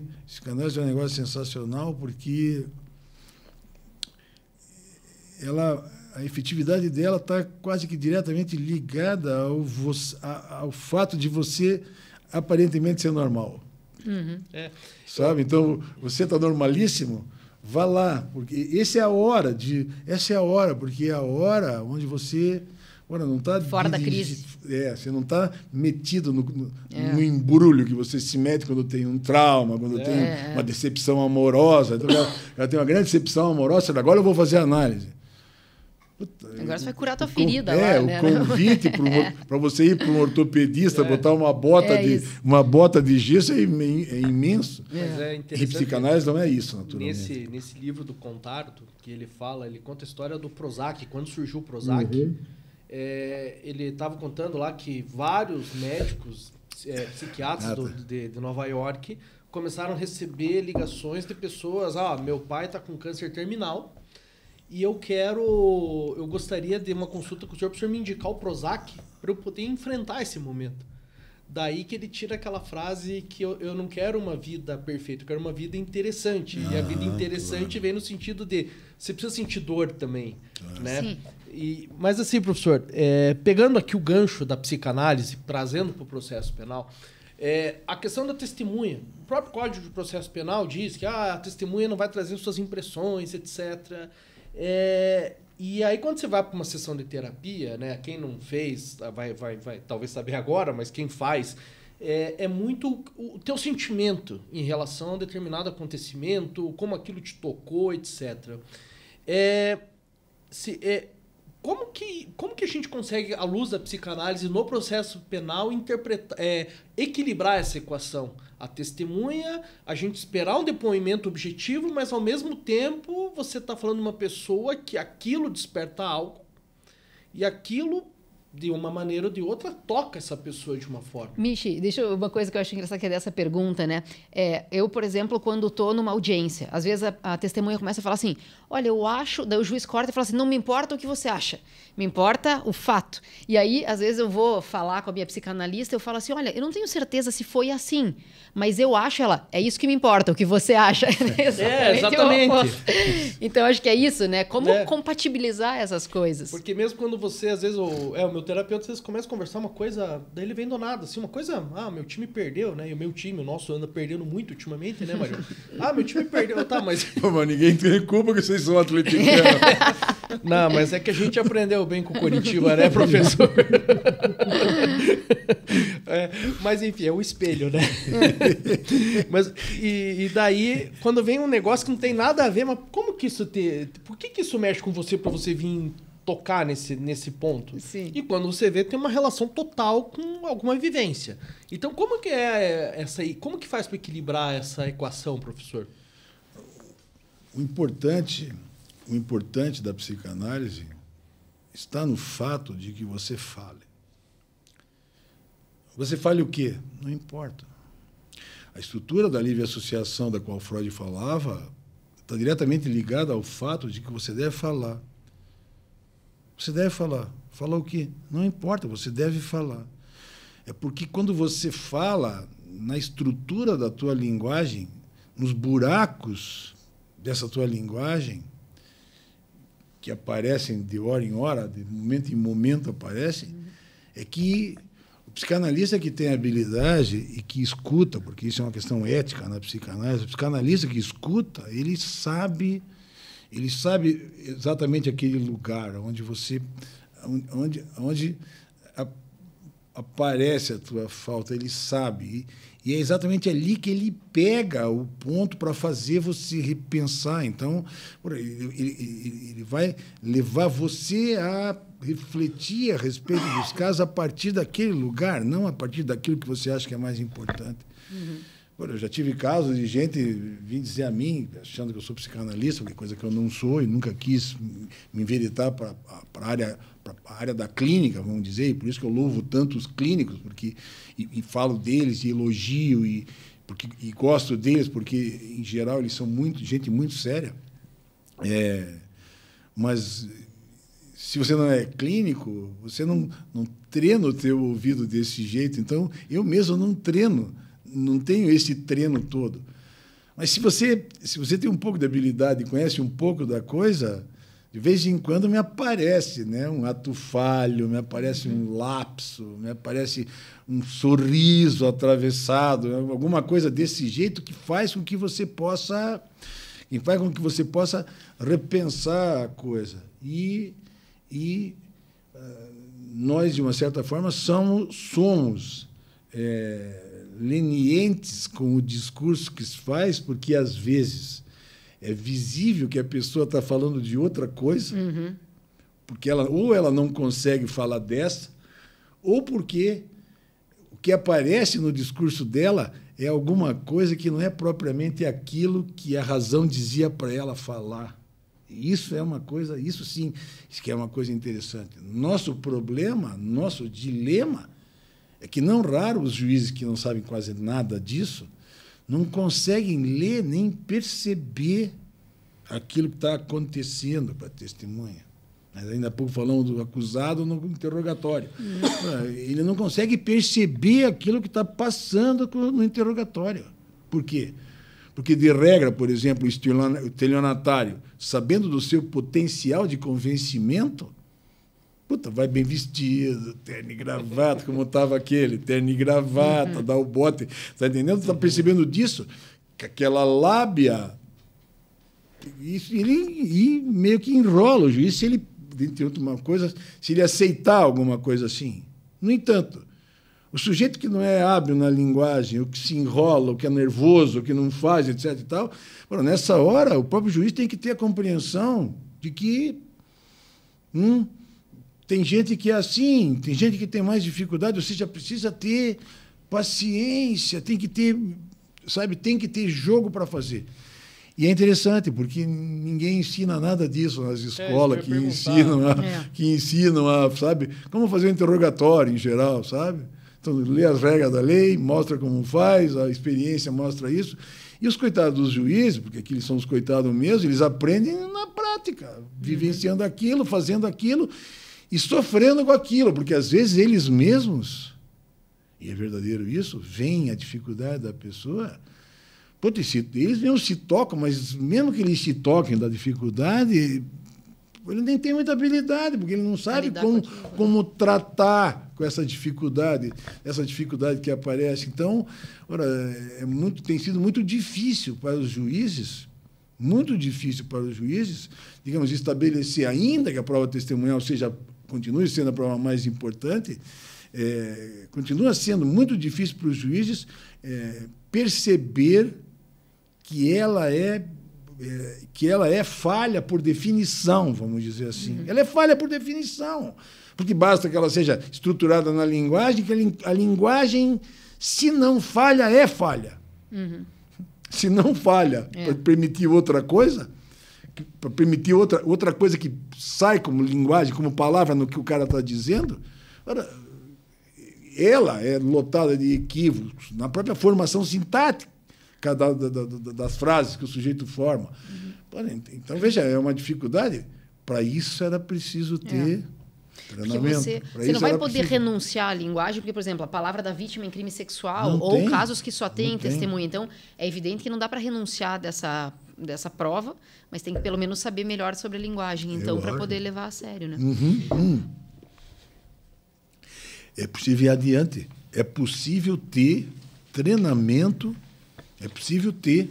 Então, era preciso que as reciclagens, na magistratura principalmente, mas não só, nela principalmente, que as reciclagens focassem nessas coisas, ou seja, coisas que aparentemente você nasceu sabendo, quando não é verdade. Cara, um juiz que é alguém como nós, que fez um concurso, passou e foi ser juiz. Aí o cara vai fazer um interrogatório, vai fazer uma audiência de testemunho. E aí você pergunta para ele, como é que faz isso? Ele diz, bom, a lei diz. Não quer saber a lei diz, como é que quer saber como é que faz isso? Metem, jogam, é como se jogasse para os leões, jogam os caras, jogam os coitados dos caras. Que a psicanálise é as entrelinhas, né? E aí o que ele é, tem é a lei. É o que não está... É a falha, né? Às vezes é exatamente nos lapsos que aparece às vezes eu escuto a própria verdade psicanalítica, vamos dizer assim. A questão de ser justo, ser ponderado, é uma exigência. E parece que o juiz não é humano. Às vezes parece mesmo. Que o juiz não é humano, porque o juiz tem uma história de vida, claro, o juiz teve uma ferida, o juiz teve um momento que... E daí fica aquela coisa do juiz sobre-humano, como se ele fosse a máquina, né? E não é. Claro que não. Claro, isso é uma besteira. Agora, mas é por isso, por exemplo, que a estrutura do sistema é tão importante. Porque lá você se dá conta, se dando conta disso, você sabe que o lugar que ele ocupa, por isso é uma questão de lugar, o lugar constitucional que ele ocupa é um lugar exatamente no qual, ora, você não pode dar a ele as possibilidades dele manusear ou ser manuseado pelo lugar, tá entendendo? Então é preciso que você, nos pontos que são mais relevantes, que você tire ele dali. Um deles é não deixar ele produzir prova. Claro, por uma razão banal. Banal. E aqui, lógica, eu diria, como Cordeiro, eu diria uma questão lógica. Por quê? Porque se você deixa o juiz ir à busca da prova, ele vai porque ele pensa. Se ele pensa e raciocinando, ele conclui. Claro. Ele conclui se vai atrás desse ou atrás daquele. Ele conclui. Se ele conclui, naturalmente, ele decide antes. E é tudo que nós não queremos, porque nós queremos que ele decida em face de um conhecimento que ele obtém pela prova. Entrada lá por um contraditório forte. Então, nós não queremos que ele decida antes.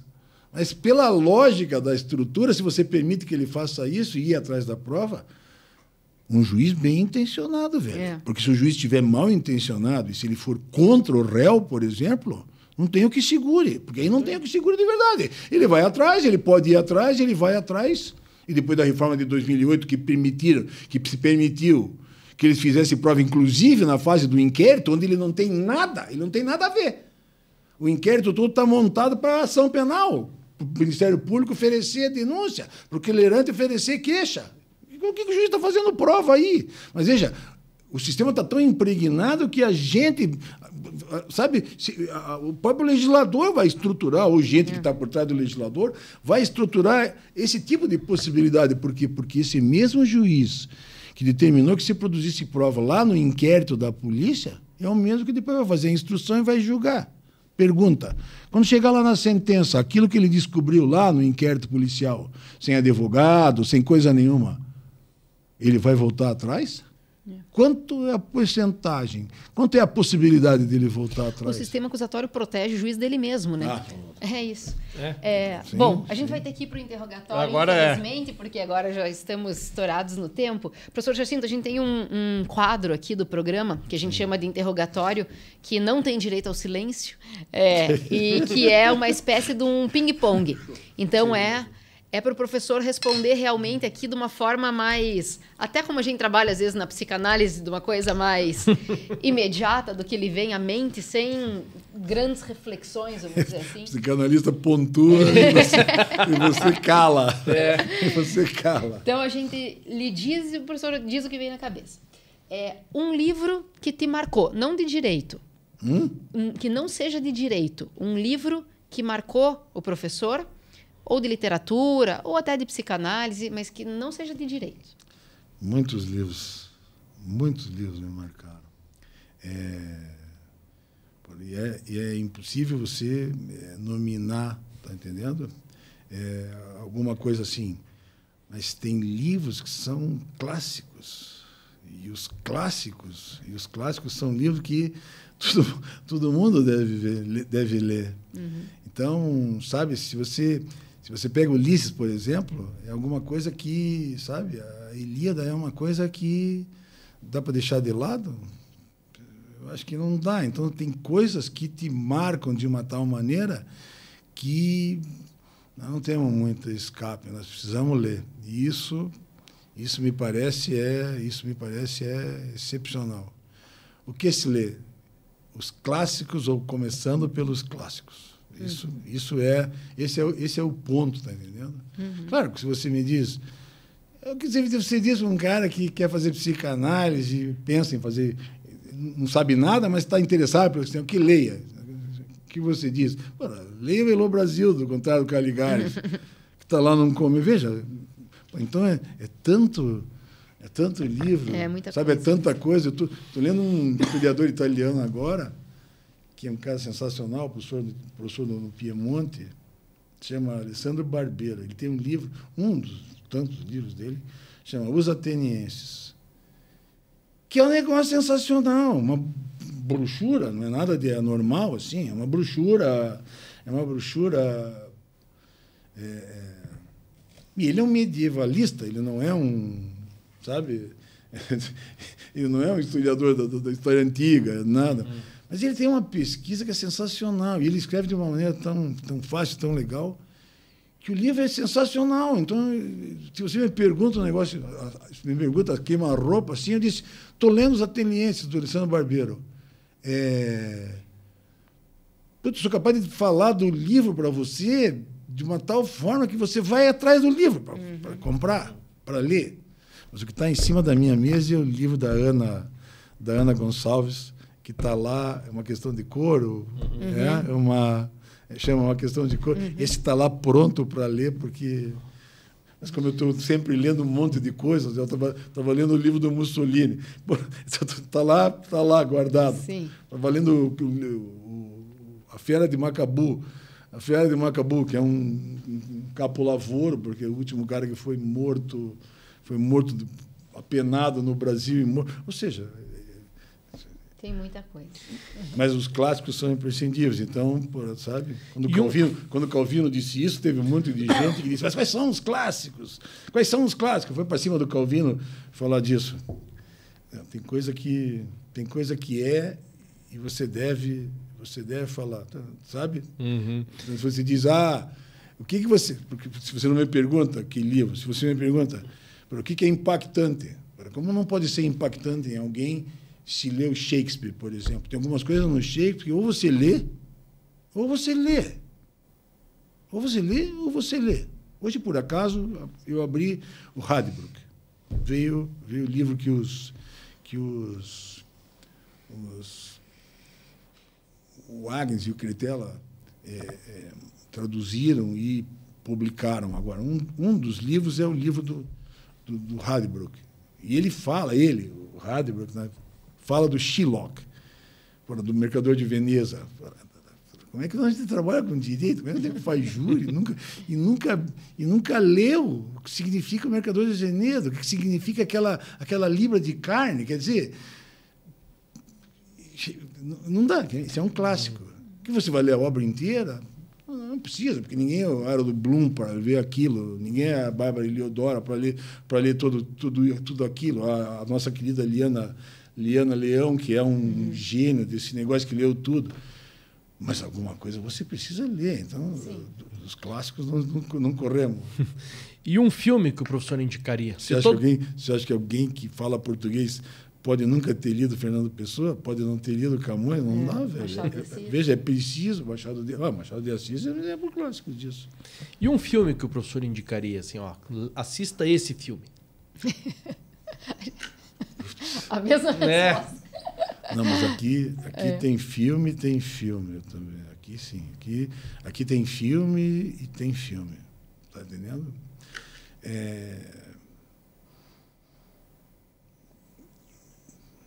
Talvez o filme mais importante de todos seja Caráter. Caráter. Chama Caráter. Um holandês que ganhou o Oscar como melhor filme do ano. Se não viram, vão ver, porque...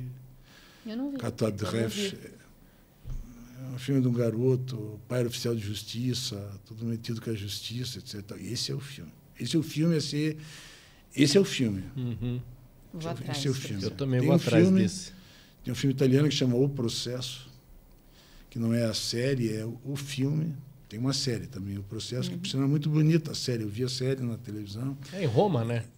Não, O Processo é em Roma, mas a série é em Mantova.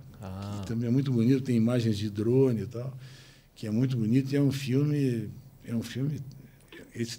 assim. E, claro, o concurso é O Último Tango em Paris, do Bertolucci, que é um filme que, para quem gosta de psicanálise, como o processo, como o caráter e como o processo, são filmes que, para quem gosta de psicanálise, aquilo, e isso, no meu ponto de vista, é assim, ou você viu ou você viu. É o meio que eu fiquei brincando com Shylock, eu podia ter falado de um monte de coisa do Shakespeare, mas fiquei brincando com Shylock, mas esses filmes, de uma certa maneira, eles são, e o que tem de estranho nesse troço é que não tem filme de Hollywood, vocês viram? Não tem filme. Mas O Último Tango em Paris, eu acho que ele é talvez mais acessível. Assim. Não tem filme de Hollywood. Agora, o Caráter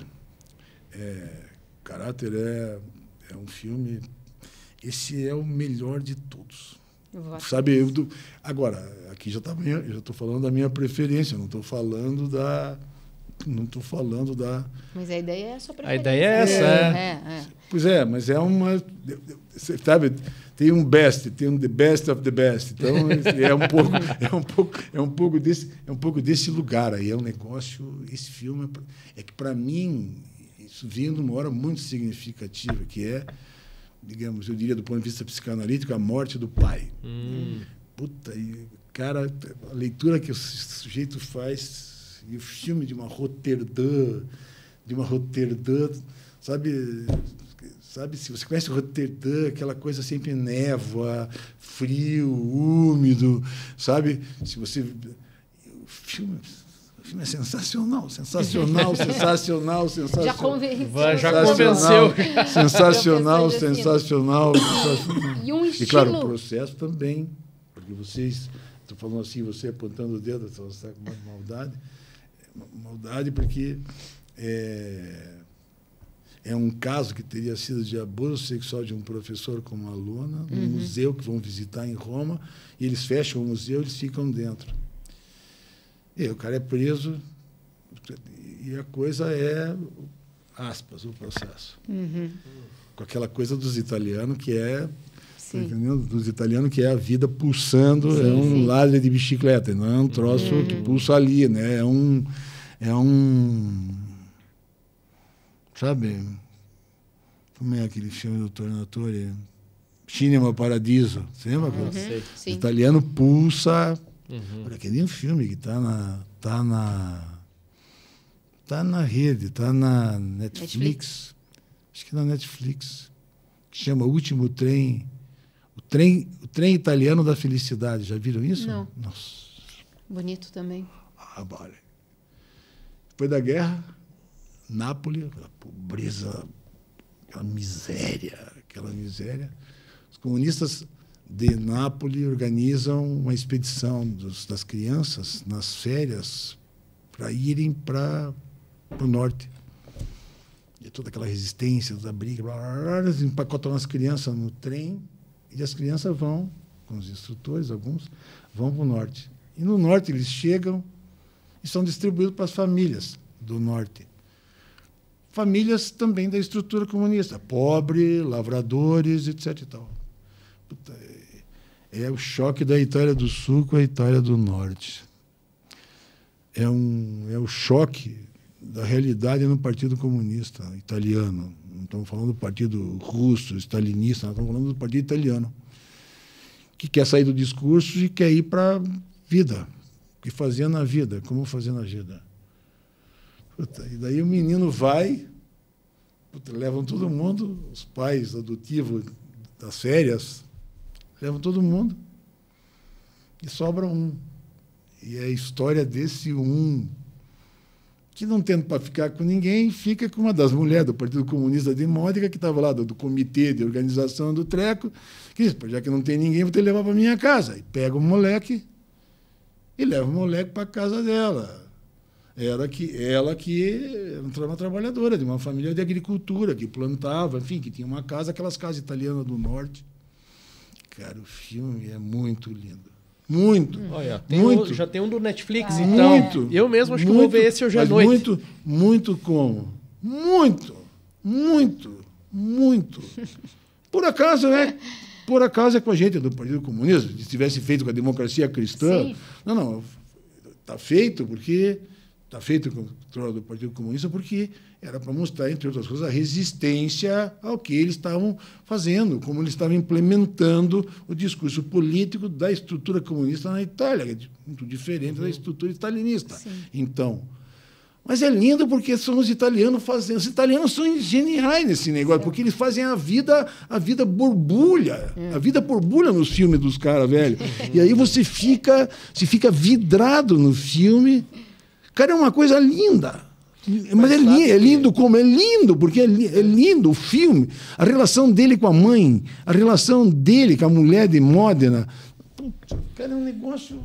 É uma Acho coisa... que essa questão, por exemplo, eu amo Nápoles. Nápoles, assim, é um caos, mas é um jeito que eles vivem. Só quer ver Itália de verdade? É o cara gritando com o outro na janela. E assim, você vê assim, o argentino não ama o Maradona. Quem ama o Maradona é o napolitano. E é um ódio do norte, assim, e assim, é uma coisa que tudo deles, assim, que você entra lá e a comida e... Você vai se ver no filme lá. Porque a coisa se gira um pouco dentro do bairro espanhol. O bairro espanhol e outra, né? Helena Ferrante.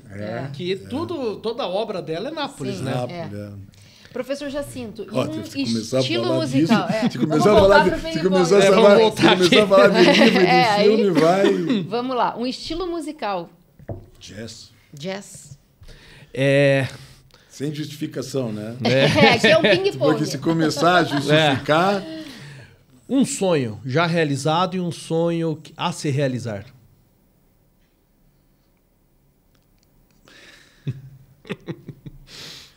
Um sonho já realizado é estar vivo até agora. Acho que eu sou bem Caligares nisso.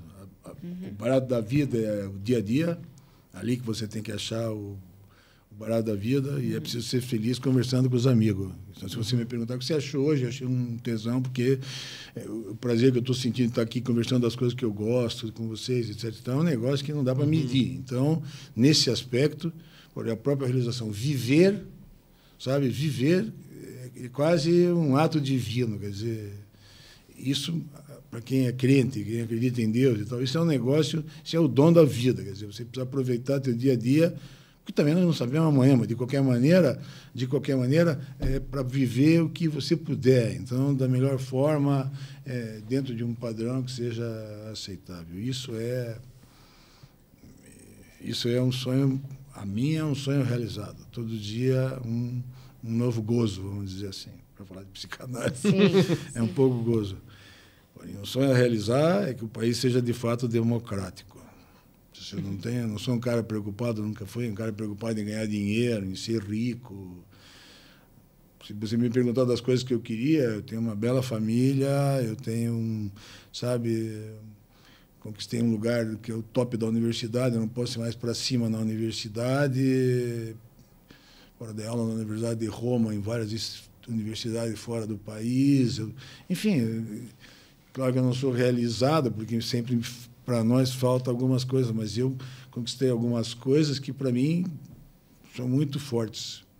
Mas elas não me dão aquilo que eu quero. O que, de fato, para mim é um sonho, que o país se democratize de verdade. Não tem democracia enquanto nós tivermos a pobreza que nós temos, quando nós tivermos a miséria que nós temos. É impossível, eticamente, conviver numa desgraça de um país onde a injustiça é tamanha, onde a justiça tem o tamanho que tem. Então, é preciso que todo mundo que tem um pouco de consciência trate de fazer tudo o que pode para que a coisa mude. Então, não basta o meu dia ser bom e eu me realizar.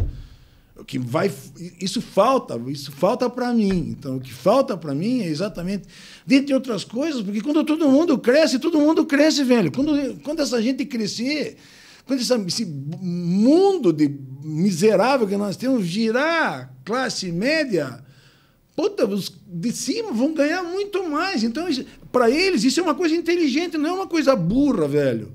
Então, se você distribui, volta. Isso volta. Quando o Fernando Henrique meteu o Bolsa Família, quando o Lula meteu o Bolsa Família, você bota o Bolsa Família. No Nordeste tem cidade que funciona desse jeito, aqui também. Quando você bota o Bolsa Família hoje, amanhã está tudo no supermercado, no dia seguinte está tudo no banco. Onde vai o Bolsa Família? O Bolsa Família vai exatamente para o lugar dos caras que mais dinheiro têm, mas em compensação as pessoas comeram. Tem um monte de gente sem comer, velho. Porra, como que isso não pode ser? Como que isso não é um sonho das pessoas? Como que isso... A mim, o que eu me pergunto é que cacete nós vivemos, que país nós vivemos, onde as pessoas não podem sonhar com isso. Sonhar um sonho que é um sonho, porra, no qual eles vão ganhar. Porra, tem gente que está pouco se lixando para isso, que me dane. É eu e eu e eu. Se eu ganhar, está tudo bem. E o resto que se dane. Não pode ser assim. Não pode ser assim. O sonho só é um sonho se ele puder ser alcançado. Mas o dilema desse sonho é que é um sonho coletivo, quer dizer, nós precisamos fazer força. Ou seja, o que um professor pode fazer? Batalhar com os seus alunos, sabe? Fazer com que eles sozinhos pensem nisso, não que eu diga para eles o que eles devem pensar. Eles devem pensar aquilo que eles pensam, esse é o papel da universidade. Mas é demais importante, velho, porque o crescimento de todo mundo é o crescimento de todo mundo.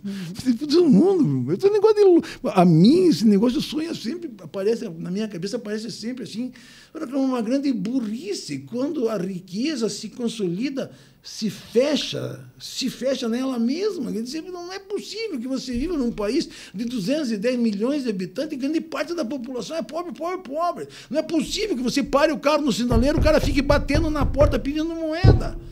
Porra, chega uma hora que eu digo que eu não tenho, porque toda moeda que eu tenho eu boto no negócio, vou dando onde paro, vou dando.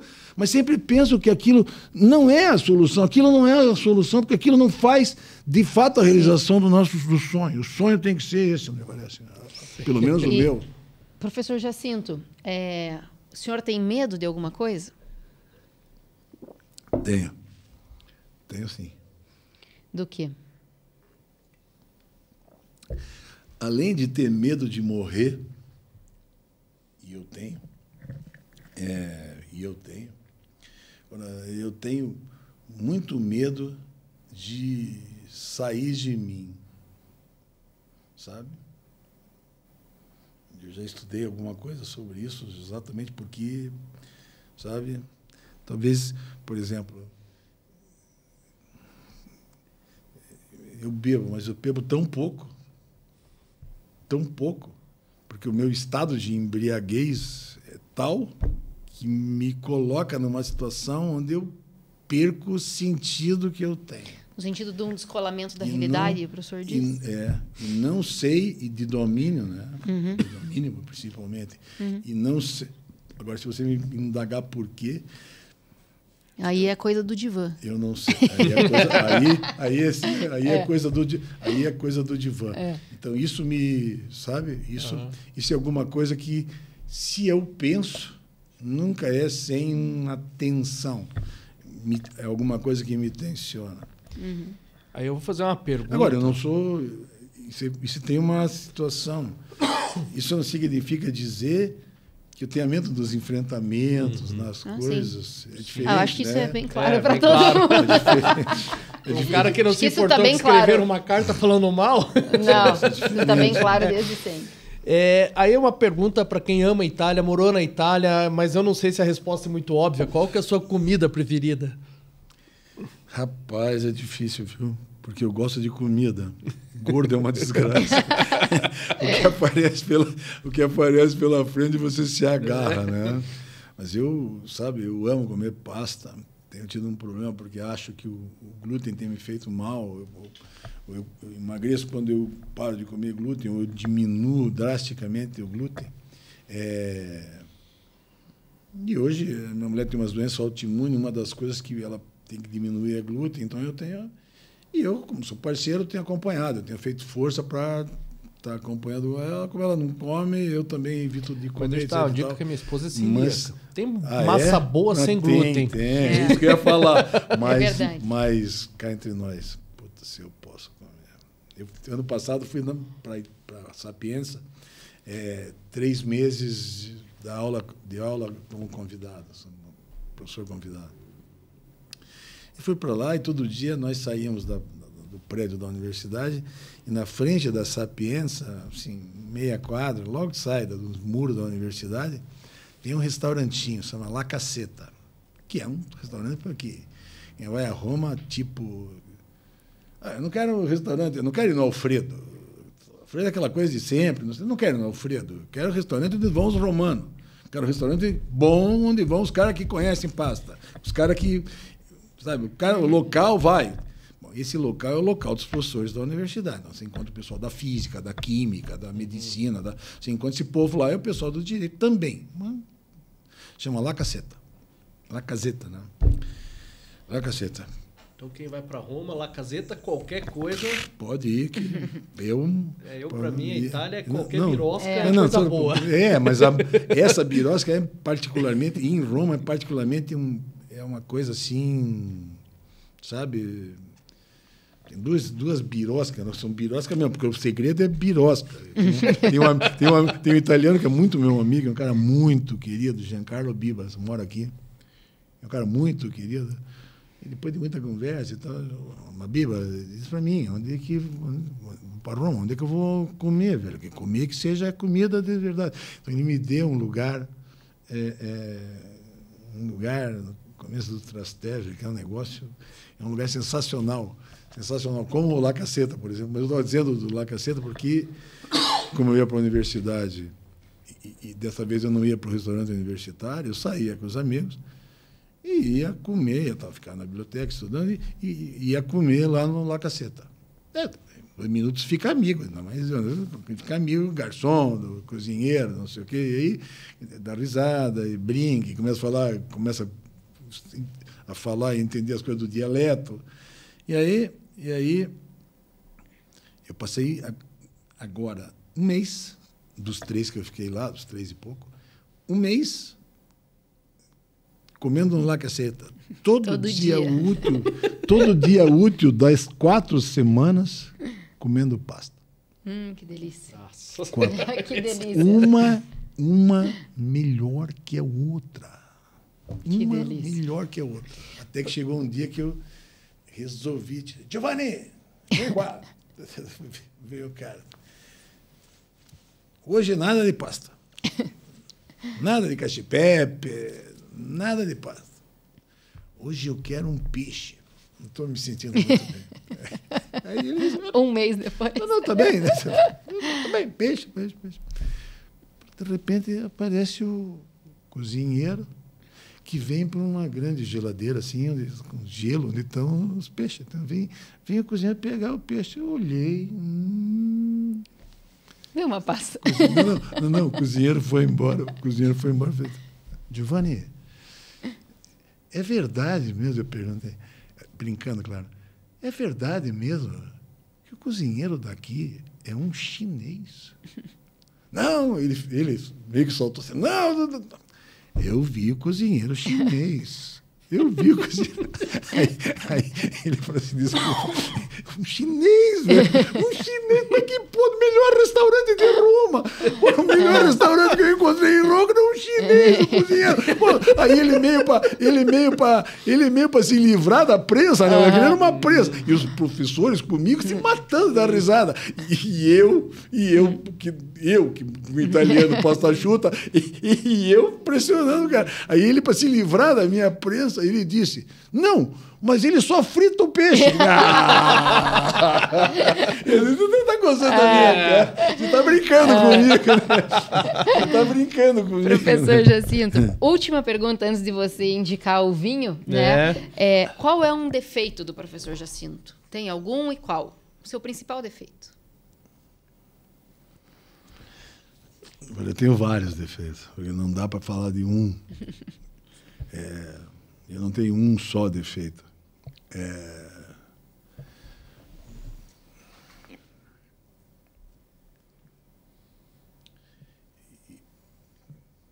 Sabe, é difícil falar disso, porque Os defeitos dizem mais coisas do que as virtudes. E, de fato, tem. Mas um dos meus problemas sérios sempre foi, e eu não vou abdicar dele, isso eu discuti em análise largamente, é que eu tenho a, digamos assim, não é a mania, mas é a propensão a acreditar nas pessoas. Está entendendo? O cara me liga. Eu preciso de dinheiro, daqui não sei o que, você me empresta o dinheiro, manda o Pix. Está entendendo? E, claro, às vezes é gente que paga, às vezes é gente que não paga. Está entendendo? E aí, claro que tem uma lista. Está entendendo? Tem uma lista. E a minha mulher, que é uma grande libanesa, quando olha para essa lista, diz, você é um idiota. Tipo, sabe? E eu insistentemente digo, eu prefiro ser assim. Porque alguém que não me devolve fica me devendo na vida. Mas isso eu sei que é uma escusa para o meu ato, mas é uma escusa para mim mesmo. Então, nesse aspecto, esse é um grande problema, está entendendo? Esse é um grande problema, porque o resto, se você me perguntar, as pessoas dizem que você é um cara bom. E o cara bom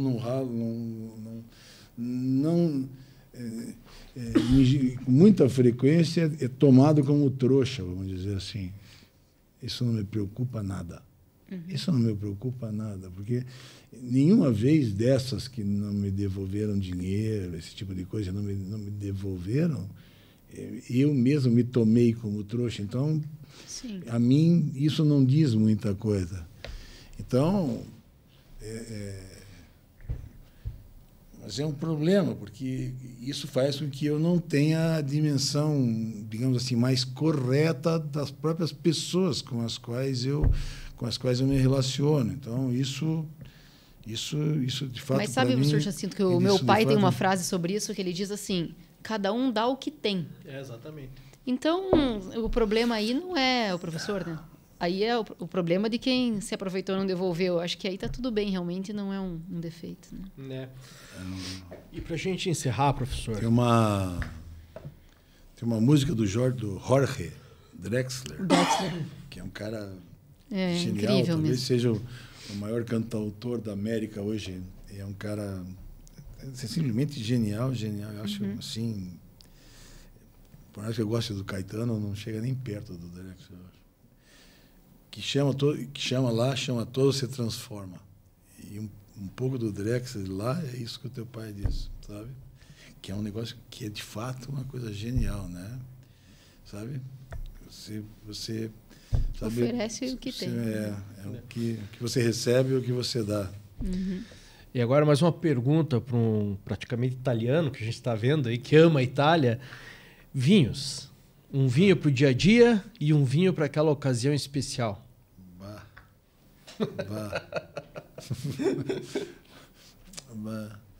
Bom, tem tanta coisa de vinho que também é sempre muito difícil de falar disso, porque a tendência nossa é sempre dar um vinho do dia a dia, que é um vinho que podia ser de uma posição especial, e dar um vinho que ninguém toma. Sim. De que você tomou uma vez na vida. Sim. Está entendendo? É que o vinho é muita oportunidade, ocasião, né? Não é evidente. Então, tem um grande amigo, que era professor de filosofia na Universidade de Buenos Aires, o Carlos Cárcova, que infelizmente morreu ano passado, que dizia, Jacinto, vinho é custo-benefício. Custo-benefício, ponto. E aí, é no custo-benefício. Então, se você trabalha, sabe? Por que estou dizendo isso? Porque se você gosta de vinho e você toma vinho, nem sempre você toma vinho, mas você vai tomar, uma hora você vai tomar um Petrus, um Lafite, você vai lá para o Romanée Conti, tá entendendo? Você vai lá em cima, toma aqueles vinhos, e depois o cara pergunta, Qual o vinho, uma ocasião especial? Claro que eu vou dizer isso para você. É uma coisa evidente que eu vou dizer isso para você, porque é uma... Está entendendo? É como se fosse um padrão. Você vai subindo o sarrafo, como diz o Alexandre Moraes da Roça, vai subindo o sarrafo. E aí o teu paladar é aquilo sabe? Como se fosse a primeira mamada, né? Aquela que nunca mais vai ter igual aquilo. Então, é evidente que os grandes vinhos, sabe? Os grandes vinhos, Cru da Borgonha, por exemplo, são vinhos que você... Os grandes Bordeaux são vinhos que você, sabe? Que você... incensa, porque são vinhos que você toma pouquíssimo. É assim uma coisa... É uma coisa para... Nem cabe na gente, porque no dia a dia você vai tomar um vinho que custa $15 mil, $20 mil. É um negócio... Essa é uma coisa que não existe. É uma coisa que não existe. Então, é sempre muito difícil. E na Itália, na verdade, tem algumas coisas que, sabe, embora não seja assim, porque a França não tem mesmo, né? Não tem um branco como Hermitage, por exemplo, você não vai achar para tomar. Você toma como se fosse assim uma coisa, um néctar uma vez e tal. Agora, também é difícil de achar, então que te adianta muito esse negócio. Mas um maceto vai bem, né? Um maceto vai bem. Então, se você diz... Ou seja, você está vendo, eu estou baixando o padrão. Mas um maceto é um maceto, né? Porque todos os super toscanos são vinhos que... Ornellaia, Sassicaia... são vinhos que honram a... Agora... Esses 3 meses na Itália foram 3 meses de vinho. 3 meses de vinho. E eu tomei coisa do Arco da Velha, porque a Itália tem esse negócio, né? Você vai para os lugares menores. Nós tivemos na Puglia, foi um negócio sensacional. Quando nós tivemos na Sicília na última vez, a gente foi tomando, sabe? Ragusa. A gente foi tomando cada coisa que a gente nem imagina, porque tem, sabe, assim... Eu me lembro um dia num restaurante básico, de Ragusa, assim, em Ragusa, no meio da Sicília. Aí o chefe sai de lá, primeiro tem um chefe num restaurante em Ragusa. Tem um negócio de uma cidade que é um penhasco, um negócio, cidade legal pra caramba, olha um penhasco, aquela coisa da Sicília. Sai o chefe lá de dentro, chefe, dá um vinho que seja honrado, que seja... Ele disse, vou dar para vocês... O vinho que eu tomo aqui. Nós achamos que o cara... Ele foi lá na cozinha e pegou uma das garrafas, que devia ser a garrafa dele. Trouxe. Cara. Era um vinho maravilhoso, era um negócio... Sabe, era um negócio... Que só na Itália, né? Como é que esses caras têm um vinho desse? Agora, qual que é? Uma produção pequena, porém, em um lugar pequeno. Como num vinho que eu comprei em Orvieto, um dos lugares que nós ficamos no ano passado foi Orvieto. Nós paramos, fomos numa feira. Aí chegou numa hora, na feira livre, tem aquela feira de praça e tal, muito legal, na sala do Capitão Mor. Então, na praça do Capitão, na praça da prefeitura. Né? Então, saímos para lá, vamos comprar um vinho, vamos comprar um queijo. Então a gente foi comprar um queijo. E aí eu lá comprando queijo disse, o que eu tomo com esse... O que eu tomo de vinho com esse queijo que você está me dando aqui, do cara? O cara cortando, falando dos queijos e me dando vinho. Aí disse, olha, o melhor vinho que nós temos para esse queijo é esse vinho aqui. Aí eu disse, é bom? É o mais caro que eu tenho. Ele disse, o cara da feira, velho, na feira! E, de fato, parecia ser o vinho mais caro que ele tinha. Era quase como uns 30 euros, assim. E aí eu disse, bom, se você está dizendo que o vinho vale a pena e que esse é o vinho para esses queijos, os teus queijos, tá bom, beleza. Então, tá bom. Então, peguei 2 e nós levamos para casa. Quando fomos tomar o vinho era um negócio. O vinho é um negócio excepcional. Aí eu disse, se nós voltar para o centro de Orvieto, eu vou voltar lá para pedir. Aí eu voltei dias depois, fui lá pro centro de Orvieto, tava lá, a feira, eu votei no cara. Falei, rapaz, o vinho que você me deu era uma brincadeira, bicho, cadê mais? Não tem mais. Não tem mais. Ah. Aqui, ficou para mim, né? Ficou para mim. Claro que era um vinho de lá, né? Umbria. Sim. O Orvieto está bem na bica da divisa da Toscana com a Umbria. Então, tem vinho do Arco da Velha. Agora, tem vinho famoso também, né? Aquele negócio. Então, não é um famoso de lá, sabe? Um famoso de lá, um famoso de cá. E nós estamos falando, você falou de Itália, estou falando de Itália e de França. Se você for falar daqui, tem um monte de coisa. Talvez nesse negócio seja custo-benefício, mas esse é o mais legal.